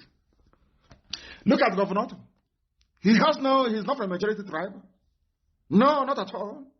He has nobody to help him. It's only him, but he's fighting the good fight. Look at your own governors. You want to respect. You want people to respect. Look at all of them, as cowardly as they are. As cowardly as they are. Ordinary Miyetia, the people that move cattle from place to place, they are the ones controlling the government houses in the east. And you people are not ashamed of yourselves. You have no shame. It's only to detail your politicians, to see if there is anybody that can buy in IPOB. Please start troubling IPOB. See if you can start fermenting trouble and convince them and put confusion. Mad people. Mad people everywhere. I hope you're following. These were the same governors that were against BSS. When I formed it, they said, no, we don't want it. But these are the same people now empowering Miyetti Yala to form vigilante outfit nationwide.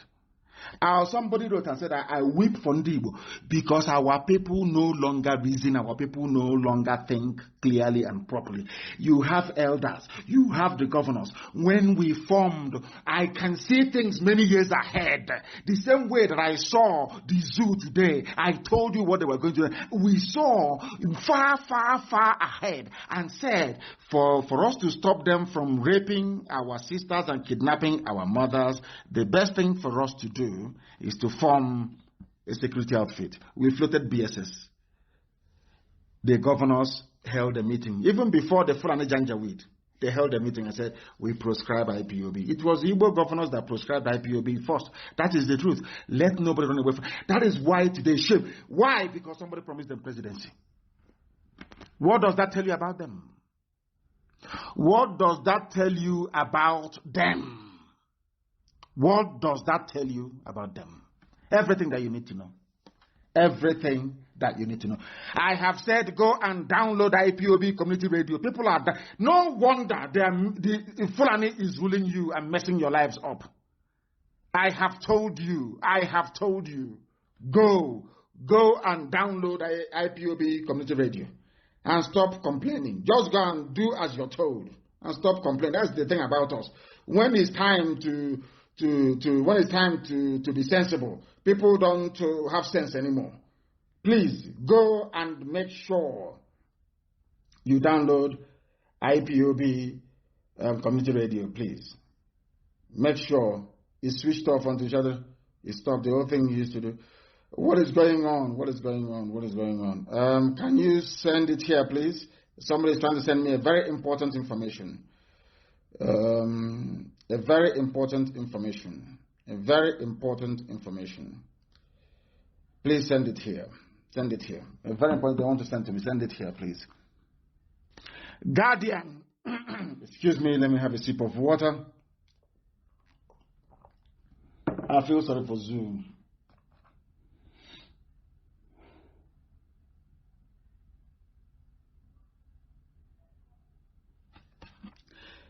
I want to report to the world tonight that the Zoo army are busy picking up people and arresting them. They have just driven into Ohafia barracks tonight with nearly 40 youths, young men. Nobody can actually tell where they picked them up from. All blindfolded and loaded them into Hilux trucks and drove them to Ohafia barracks. We are letting the whole world know that as we are live on air right now, report is filtering in Ohafia barracks. They are now going out and picking up people on the road, on the streets, blindfolding them and driving them to their barracks for possible execution. This is the situation we have on the ground. When you have political leaders, when you have cowards as political leaders, this is what happens. They now go out, any young people they see on the streets, they will pack them to their barracks and prepare them for execution. This is happening now in Ohafia barracks. In Ohafia barracks as we speak. And when they shoot them, you will have some people say they cannot treat those with gunshot wounds, as happened in Enugu. I don't know what is wrong with our people. There is something wrong. That was why we prayed for forgiveness. and restoration before starting this very program this evening. I don't know, but there are Igbo doctors in Enugu that refuse to treat gunshot victims. Somebody sat somewhere praying and he was shot. An Igbo doctor said he will not treat him in Enugu. You should go and get police report from a Fulani man. I don't know what they did to us. I don't know if it is the beef we eat. I don't know how they manage. This nonsense they did to us is what they want to bring into IPOB. But it can never work. This rubbish they have done. Look at how they have decimated our minds. We can no longer reason properly. A doctor, an Igbo doctor, knows that his brother was shot for no reason. He refused to treat him in Enugu. I want the name of the hospital. And today, the useless zoo police came out to say, police insists hospitals can treat gunshot, stab victims without report. But that is how cowardly we have become. That a doctor is so afraid of Fulani, that even though Fulani is saying to him, you can treat your brother, treat him, no problem. He's saying, no, sir, I won't treat him. Remember your laws before. Before you said we shouldn't treat them. How come you have now changed it? Oh, please, sir, let me obey the former law you made. An Igbo doctor in Enugu. That is the extent of the damage they have done to our psyche as a people. And we are not going to accept it. This evening, we are telling Amnesty International, British High Commission, American Ambassador, are you aware that Fulani have gone out on the streets, rounded up people that they don't, any young person they see outside, they have now driven them into Ohafia barracks tonight, inside Ohafia barracks tonight, for possible execution. Whereas Mietiala is free, roaming about with AK-47, doing as they wish, as they please. Are you people aware of it now? Are you aware of it now? You know, Ohafia barracks right now, they have driven them. They know we have intelligence everywhere. Have you seen what they have done? You can see the level of provocation because of the high number of saboteurs you have in our midst. Tomorrow night they'll start complaining. IPOB is this, IPOB is that. Are you aware of it now? That this night they have driven people to execute them inside of Ohafia barracks tonight, to kill them tonight, young men, young Igbo boys. And you have a doctor. You have Igbo doctors saying they will not treat their own brothers. Their own brothers, they won't treat them because a Fulani man said don't treat. That was 3 years ago. Now, even though they have now changed the laws, they have come back to say, oh, please, we won't even treat them. You remember your laws before. You said we shouldn't treat them. Oh, don't worry, we will not treat them. They will die there. These are Igbo doctors. And these are the people we are fighting for. These are the people we are fighting for their freedom. In Ohafia barracks, they are preparing some young people for execution tonight. In Ohafia barracks, they are preparing for the execution of people in Ohafia barracks tonight.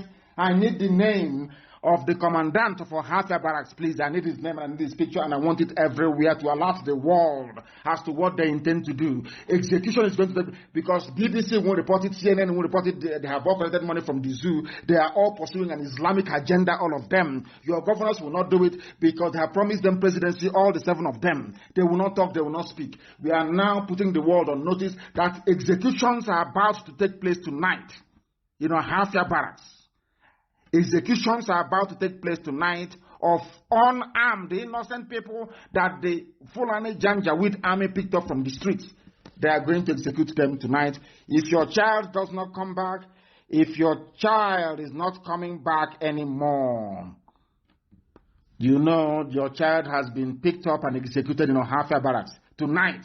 That is what they are doing there. They are preparing for execution tonight in Ohafia barracks. I need the name of the commandant of Ohafia barracks. I need his name, please, and I need his picture, and I want it everywhere. The man who is going to carry out the executions, I want his name and his picture everywhere, that the world may know.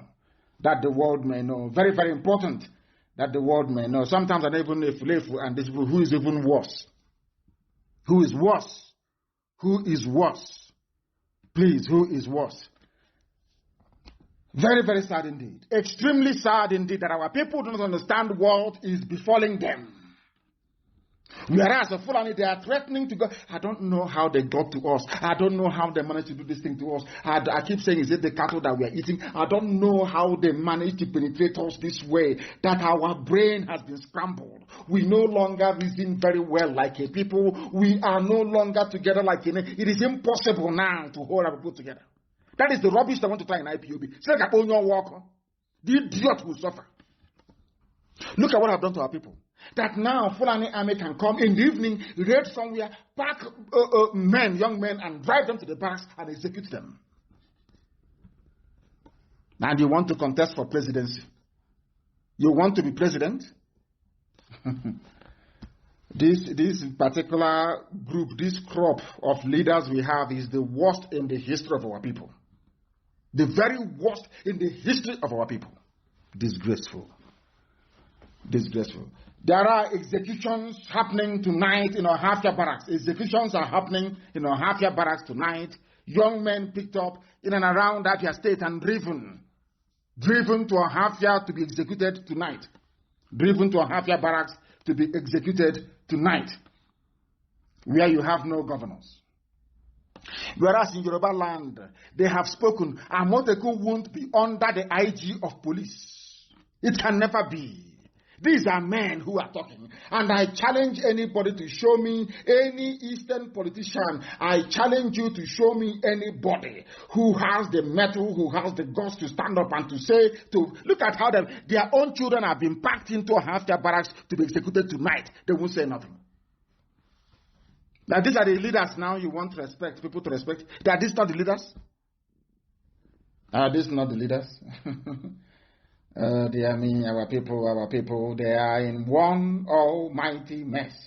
In one almighty mess. Makinde has responded to the presidency.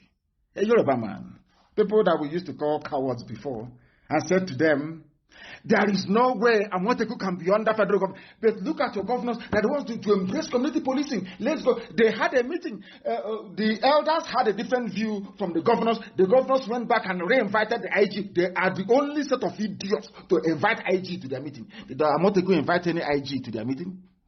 When the Oduduwa were setting up their security, did they invite any Fulani man there? I don't know what is wrong with it. I have no idea what is wrong with this generation. I have no idea who corrupted their brain. I have no idea, to be honest. I have no idea. I have no idea. But inside Ohafia barracks tonight, people are being executed in Ohafia barracks by Fulani Janjaweed terrorist army.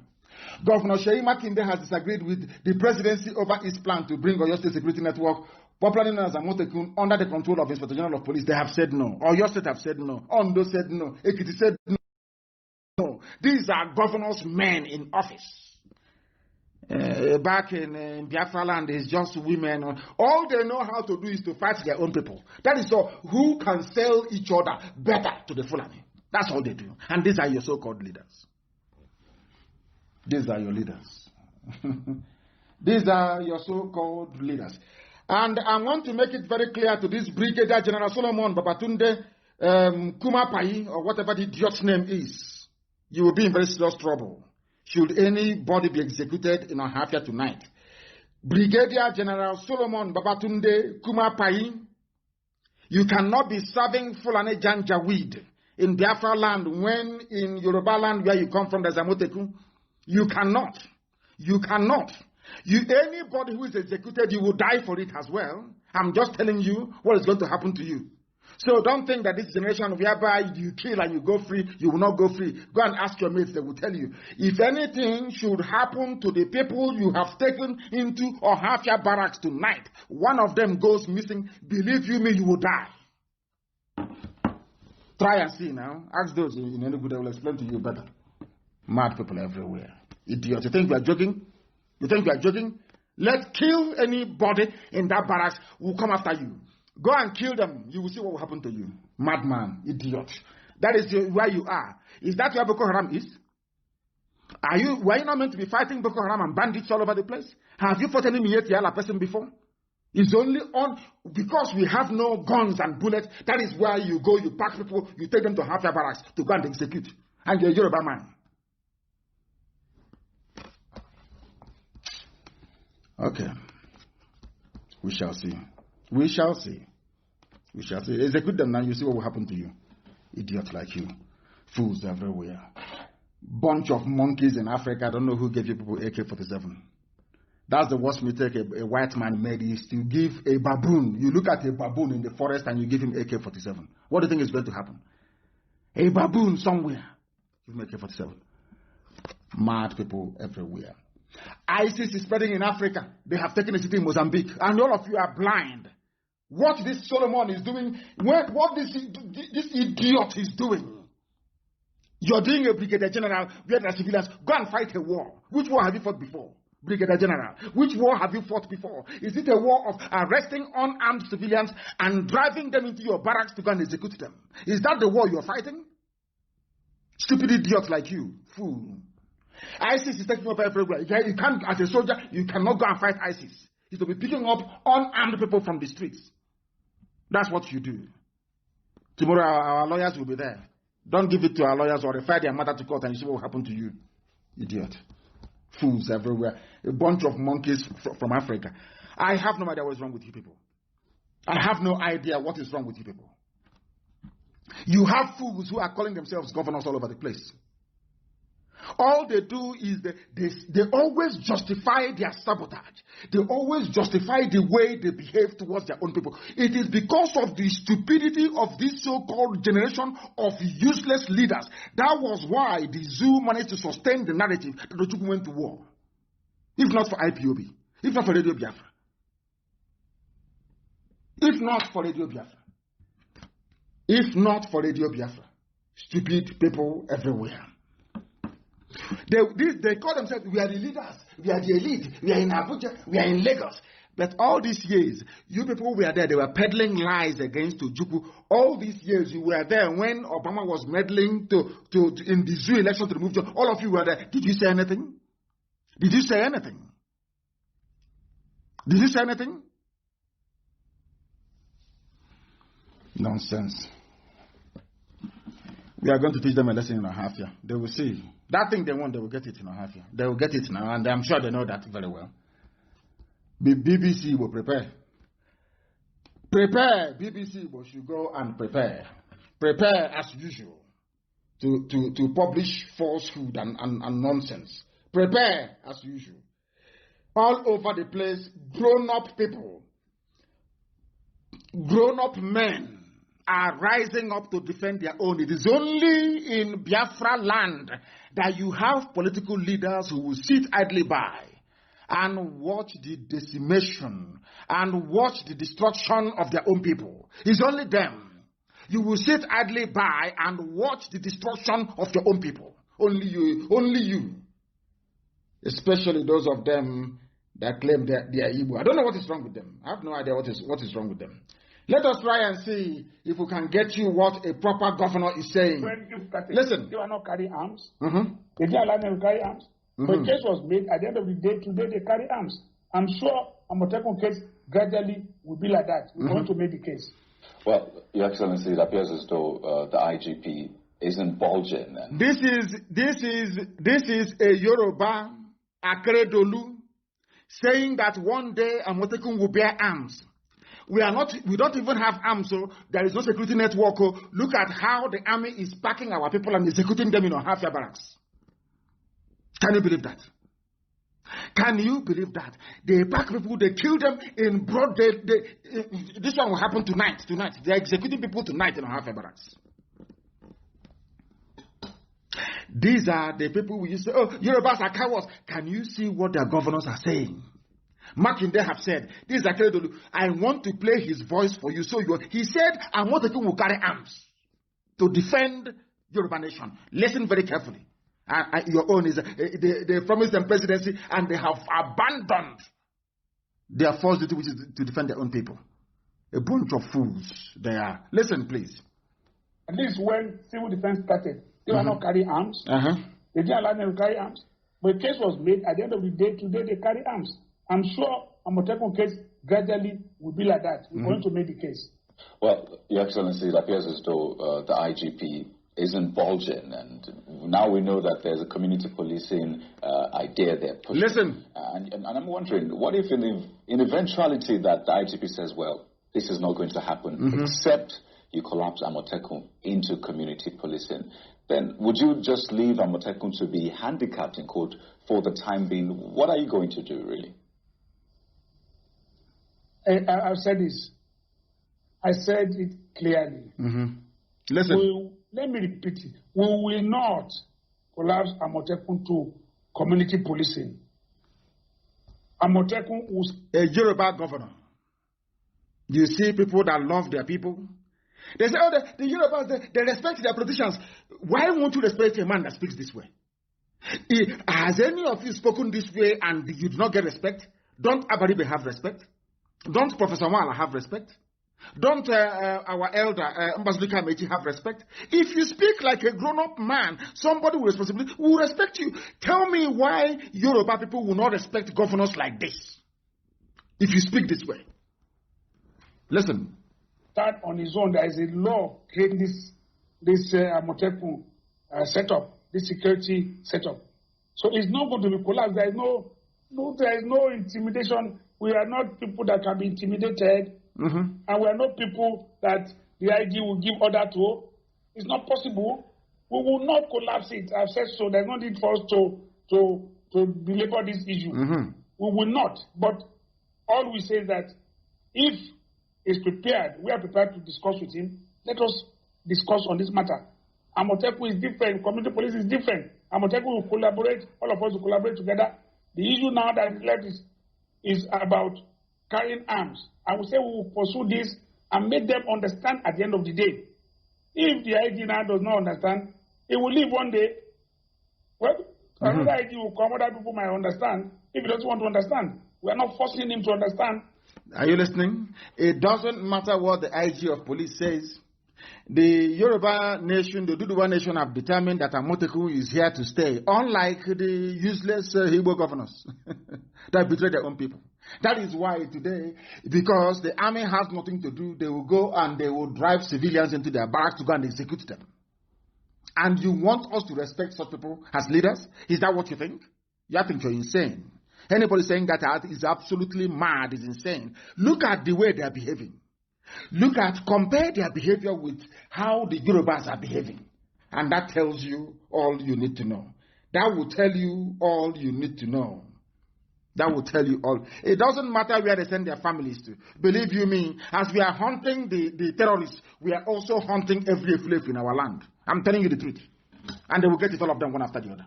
Mad people everywhere. You want to sell our land. That the army can drive out of their barracks. They have no war. There is no war going on. They go and round up some young people. The killing in Enugu is not enough. They now want to do it in secret, half your barracks. Listen, because the Yorubas, they have security network supported by the governors. Your own governors will betray anybody who tries to form a security network. The governors will go and betray the person. They will go and betray. I don't know what type. I don't know this spirit, this evil spirit of betrayal. I don't know where it came from. It wasn't in our people before. I don't know for some reason. I don't know how come. Everybody is a potential betrayer. Somebody you think is a human being today, they wake up the next morning, is a complete idiot, talking rubbish. I don't know what is wrong with them. I don't know. Look at your governors. Compare them with the Yoruba governors. Compare them with Samuel Otom of Benue State. Now you know you have no governors. Is it not very clear to all of you? And idiots will come out. We want to run for presidency. Mad people everywhere. They think we are foolish. They think we are useless. They are in for a shock. Let them come out and campaign for their useless president. They can say whatever rubbish they like on the pages of news. Come out on the streets of Biafra and say, I want to be president. You see what will happen to you. It doesn't matter how you gossip. It doesn't matter how many professional petition writers you hire, how many idiots you recruit to be writing garbage for you. Come out and say you are campaigning for presidency. Then we'll ask you questions. We'll hold you there and ask you questions about what happened in Enugu. What did you do? Hafia, you were there and they have packed our young men to execute tonight. Hafia. Mad people everywhere. Mad people. Go and look at them. Or they are bringing water resources bill. Have you not heard about it? Have you not heard about it? They are bringing water resources bill. Have you not heard about it? And they will pass it, giving Fulani the right and access to every waterway. It will belong to them. You can't do nothing. Absolutely nothing. You can't do anything. Unless you cannot do anything. And this was why they brought our people. And what is paining me, my anger, is that sometimes I keep asking Efulefus and saboteurs and potential saboteurs, are you not seeing all these things? What type of demon is in you that you cannot see all this danger and threat to your life and to your existence? Why can't you see all these things? Why are you that foolish that you cannot open your eyes and see all these things? What is wrong with all of you? Mad people everywhere. Reject National Water Resources Bill. It's another Ruga. Autumn, the same autumn is saying it. Can any governor in the East say this? The answer is no. All they're looking for is betray and gain favor from Fulani. Your betrayal is equal to the favors you get from Fulani. You're not ashamed of yourself. Ebonyi is gone. If not for IPOB. The same thing in Enugu. Everywhere we are battling these criminals. Behind the scenes, battling. Losing men every blessed day. And today, the Nigerian army is doing the work for Miyet Yala, a terrorist group, by arresting young men on the streets to execute them. And tomorrow you'll be talking nonsense, as most of you Efulefus are, and potential Efulefus as well.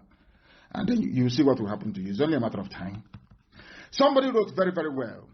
Do you see how the reason why I say the South is foolish? I don't know what is wrong with this. When I mean South is Oduduwa and Biafra put together.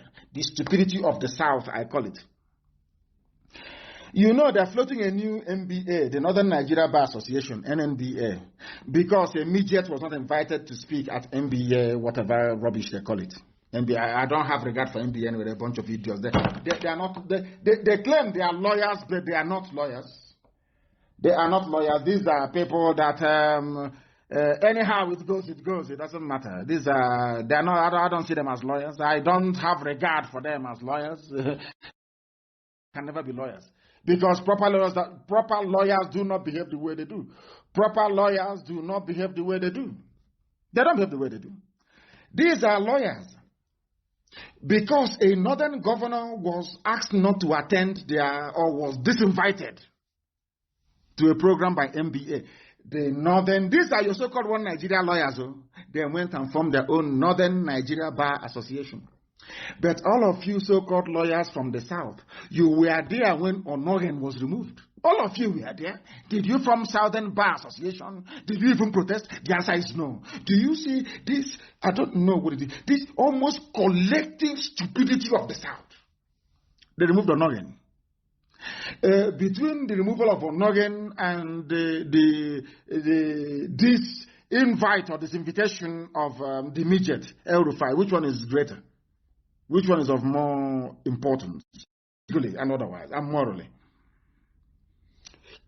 Because their chief terrorist, who is a governor, because you disinvited him to an event, they are forming their own MBA. If there's such a thing were to happen now, the first person to float the idea from the South, you will see other people gang up against him and sell him to the Fulani. I keep saying, this treachery and the Fulefuism, how does it even get into you people in the first place? If I wanted to be an Efulefu, when they were offering me heaven and earth in detention, I would have taken it. Why don't people ever learn from us? Learn from those of us. Why is this sabo tendency in the South? I'm asking again. I'm asking the useless, foolish Nigeria Bar Association. When they illegally removed Onogen, why didn't you people form your own separate bar? Do you see the way the North behave, the Fulani behave? Because it's the Fulani that controls the North. North, I mean, is Arawak or North. Do you see the way they behave? How they look out for one another? Tell me why they won't love each other. Why they will not fight for each other. Why they will not respect each other. Tell me why. But your job is to sell. Your job is to sell each other. That is your job. Even what is supposed to cause quarrel and everything is you twist until it becomes a problem. And then you find excuse to become a traitor. Always, all we are looking for is how can I become a legitimate traitor?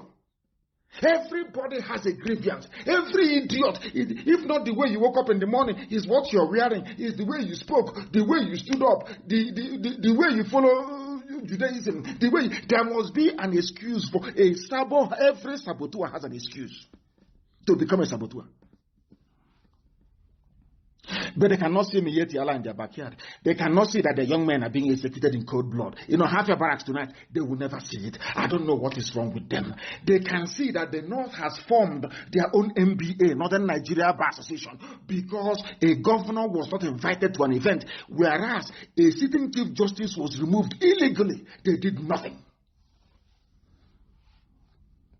What does that tell you about these people? Do you see how they have damaged us from within? These guys, they are like a disease. They've gone into us and they've been eating us from within since after the war. Now we are decaying on the outside and they have come for the kill. And we cannot do anything about it. Absolutely nothing. Onogan was removed. There was no noise. No noise. This is... Can you... now, let me put it to you this way. Are you telling me now that perchance... Osibajo is sworn in as the president since Buhari is long dead since 2017. And Osibajo will now remove Tanko. What do you think will happen? The aeroplane tunnel. Do you think anybody can remove him? Remove him now, you see what will happen to you. You cannot remove him. Because they are united. They know what they want. They know what. But our own is that wretched, useless idiot from the back will always raise up his hand, ask a foolish question, and then run to the Fulani camp to go and become a full-time saboteur. And some of you actually spend time listening to these idiots and responding to these fools. That is the most painful and difficult aspect of it. Whereas Miyetti Allah is in your backyard, killing you, raping your sisters and cutting them up into pieces. That is what has been happening. So some of you don't know that. Very sad indeed. And you have governors. Tomorrow they want to be president. It's from our brother analyzed it very well. Bishop Sedwin analyzed it very, very well. He called them Mundin Zuzu. Always their brain is only against their own people. You see them intellectualized and talking rubbish only against their own people. When we formed BSS, they were all talking their usual garbage. Look at Yoruba with Amoteku. Any dissenting voice? Look at the terrorist Miyetti Allah. Look at the Fulani. Any dissenting voice? It's only you people. Notice me. Everybody wants to be noticed. Every idiot wants to be noticed. Every fool, notice me. Notice me. Not because you're fighting your enemies, but because you're fighting your own brother. That is when you have strength and energy. They have formed Northern Nigeria Bar Association because you did not invite their hitman, their main governor, the chief sponsor of terrorists in the north. Onogan was removed, gone. The DSS director was removed, gone. All of you are there, sheepishly looking like the fools. All you do is, APC is doing very well. We must support APC. Be sure that they can give you money from the north. So Fulani can sprinkle some cash in front of you. That is how wretched, how hopeless, how useless your lives are. Useless to the core. And you think we can compromise? We can join you in your nonsense? You are talking rubbish. When other governors are busy protecting their land, talking about their people, that they will not allow any nonsense to happen in their land, your own governors are busy calling DSS or Fulani to go and arrest pensioners who are protesting. The Supreme Court governor. These are leaders. These are the people that some stupid elders, this is the idiot that some stupid elders went to say, oh, congratulations, you're here now. Forgetting that he had won the election. People without principle, people without gumption, people without scruples, people without morals, none whatsoever. Anywhere they see the cash, they follow. Anywhere they see envy, they invest in envy. The same way people invest in business, that is how they invest their time and energy into envy to look for how to do sabo work. Sabo. This is the result of it. Now you have who oppose them. Supreme Court governor, calling Fulani DSS to come and punish his fathers for asking for their money pensions. This is the type of leadership we have in Biafra. This is the type of, hey, do you see the battles we need to fight? Do you see the obstacles we need to overcome? Do you see why we do what we do and the way we do it? Who opposed them are protesting pensioners in Imo State accused who opposed them are the Supreme Court governor of using DSS to intimidate them. People came asking for their pensions, your father's age mate, and you're calling DSS Fulani secret police to come and arrest them. This is our history. This is the life of our people. Sabo everywhere. It is this present breed of leadership we have now. It is the worst of the worst since history began. This is the worst set of leaders we've ever had. The worst set ever. You are calling Fulani DSS to intimidate your own parents. And you're telling me that all is well with us. And all they can say is a Igbo president will transform Nigeria. Let me keep saying it. Let these people keep fooling themselves until the game is now setting a bit, until it will set properly. Let them come out to campaign, and then we'll see what will happen to them. Mad people everywhere. That's all they care about. Who will be governor? Who will be president? That is all that matters to them. Yala can kill us. Our villages can be turned into Fulani Emirates. They don't care. All they care about is political office and to make money for themselves and their children. That's all they care about. Mad people. Come and do presidency. President will go about mad people everywhere. Mad people everywhere. Nigeria Bar Association fell apart because Northerners said you must invite the Fulani man. You must, because they own the place. Compare the attitude of Fulani lawyers to the attitude of the idiots from the south claiming they are lawyers. Compare the two. If not now that some people came out through Zuko Mona to say, we are going to file a case. This killing is too much. We are going to file a case. Prepare another case because executions are going on right now in Ohafia as I speak. Executions are happening right now in Ohafia as I speak. So prepare more papers. Do you think Fulani understand law court? They understand paper. The only thing they understand is AK-47 and rocket propelled grenade. That's the only thing. That's the only language they understand. All this rubbish, filing of papers, it doesn't concern them. A Fulani judge went to court. They asked him, this position of IPOB, what are you basing it on? He said he's basing it upon a Punch publication. Punch newspaper published something against IPOB. Because of that, I am basing my ruling on what a newspaper said in Yoruba land. You don't know that? It's the ruling. ADF took the police to court about Operation Python Dance. A Fulani judge in Enugu ruled that the Python Dance was justified because of what Punch newspaper wrote.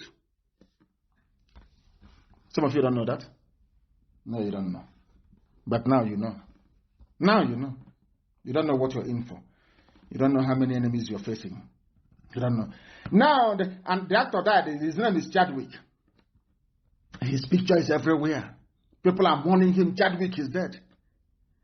And I was asking myself, since 2 days ago, I've been asking myself, I've been praying to God, and that was why I prayed for forgiveness this evening. I was asking God, are you sure you actually, that these are the same great people you once made? Are you sure we are descended from those people? Your own people died. 21 of them were shot dead. You are siding the Fulani that killed your own people. But an actor died. All of you are all mourning him. An actor that did nothing for you, of course, an entertainer. I respect that, and I regret the fact that he's dead. Of course, he died from cancer. Fulani came and shot 21 of your young men. Instead, you are siding Fulani. Oh, dear Lord, have mercy. And let me tell you what is going to befall you. I want to tell you tonight what is going to become your portion. I will tell you tonight what is going to become your portion. If you don't know, if you do not know, now you are going to know. I want everybody to look at the case of Southern Kaduna. Because we have our efulefuism has gotten to the point whereby we don't even see danger anymore. Or if danger is coming, and behind that danger there is gossip, and behind that gossip there is a chance that we can become a traitor, we can become a saboteur. We allow that danger to consume us. Because we are focused on how to gossip. We are focused on how to become a traitor.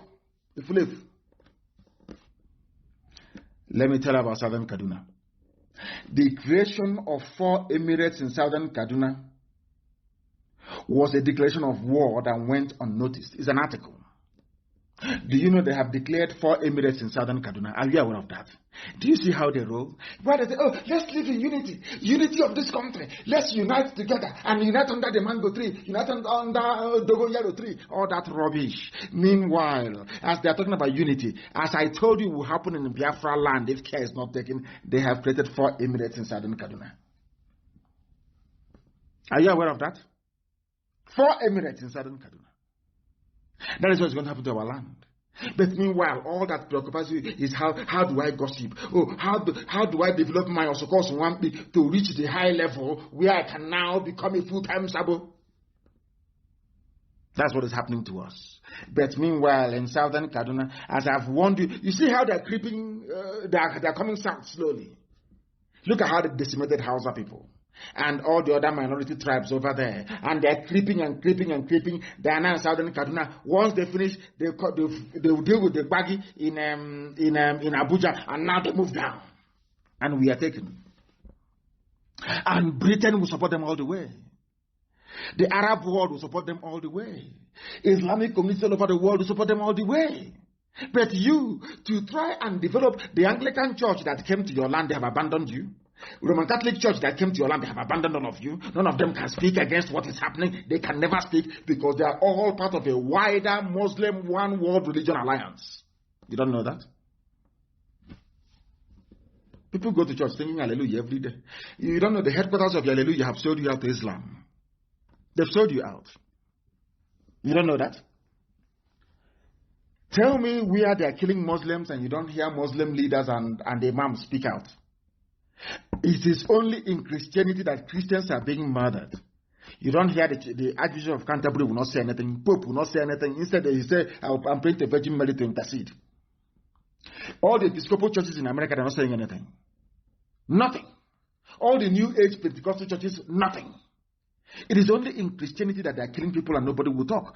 Now, in Southern Kaduna, they are Christians. They are now getting emirates, 4 emirates, with the help of the Muslim world. And people are still suffering because when there's somebody answering Abdullahi Musa will come and make fun of you and Israel and the Hebrew and your Jewishness and you capitulate. But he has no connection to the Arab world, no connection whatsoever. Only through conquest, religion. His name is Arabic. He's proud of his Arabic heritage, very proud. But he will make you to be ashamed of your own heritage. Are you not a fool? Are you not an idiot? Because of that tendency, I want to stand out. I want to be the troublemaker. You know, if you go to a village meeting sometimes, there are some idiots that want to be noticed. You will see them. Does anybody have a question? They will raise their hand up because they want to be noticed. They want people to notice them that they are there.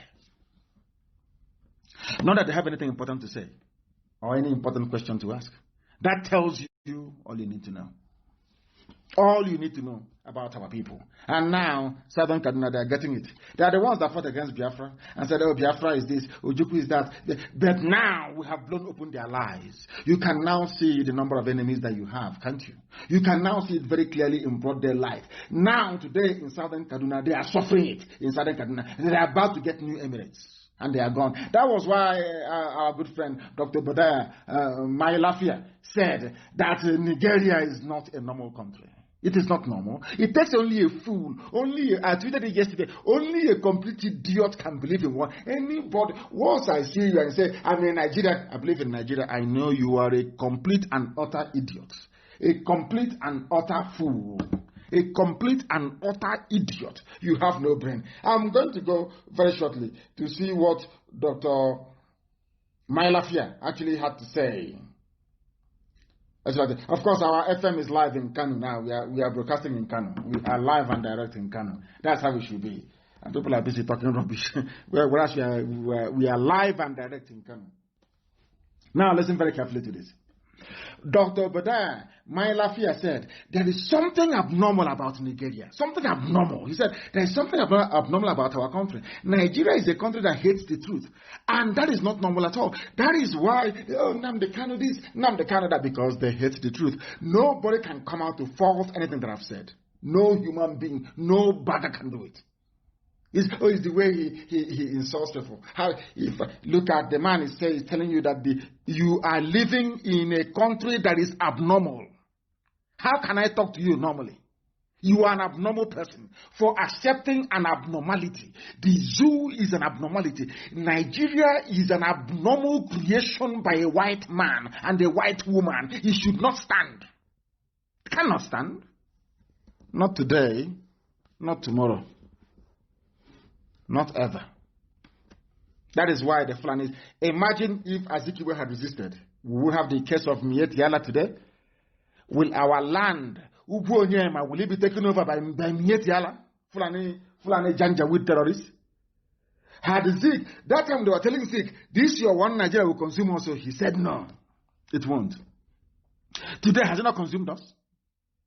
Have you seen what one man's inordinate ambition has brought to our people? 5 million dead between 66 to 1970. Killings going on till this very day, till this very precise moment. Even this night, executions happening in Ohafia this night. Because one man said, I want to be a Nigerian. Some of you do not think about the consequences of your actions until it's too late. Until it is too late. Very, very sad indeed. I'll continue with what Dr. Obadiah Mayalafia said. He said, these killings going on constitute an existential threat. I don't know why, for the life of me, that people tolerate the killings and think it's okay. People, black people, they see, like in Ohafia tonight, people are being killed right now as I speak in Ohafia barracks. Tomorrow life will continue as normal. And that is why I believe that God is angry with black people. There is something very, very evil about the way black people condone evil. Black people tolerate evil. Something that no matter how you castigate white people, there are some things they will never tolerate. Never tolerate it. Dr. Mayalafia said that it is not normal that people will tolerate this level of killings. And that when we speak and tell people about the reality of what we are facing now, they are more concerned about the sources, more concerned about political correctness. They have absolutely no concern about the holy matters that are being slaughtered. People are dying every day. People are going to be killed in Ohafia tonight. Young Igbo youth will be killed in Ohafia tonight by the commandant. He's not fighting Boko Haram. Not the bandits who are killing people, but all he does, he will drive out with his hillocks, with his AK-47, arrest some young men, drive them to the barracks, execute them, and bury them there. That's what they do. And his name is Solomon. He claims he's a Christian. Babatunde Solomon Babatunde. So he trained to become a soldier only to kill civilians. That is the brain of a black man. That is how evil black people are. You are a trained soldier, but the only thing they train you to do is to kill unarmed, arrest them, and execute them. That is your job. And tomorrow, Kezibazu will buy him more hillocks. I don't know, whoever gave this crop of leadership to our people, it won't be well with that person. It can't go well with them.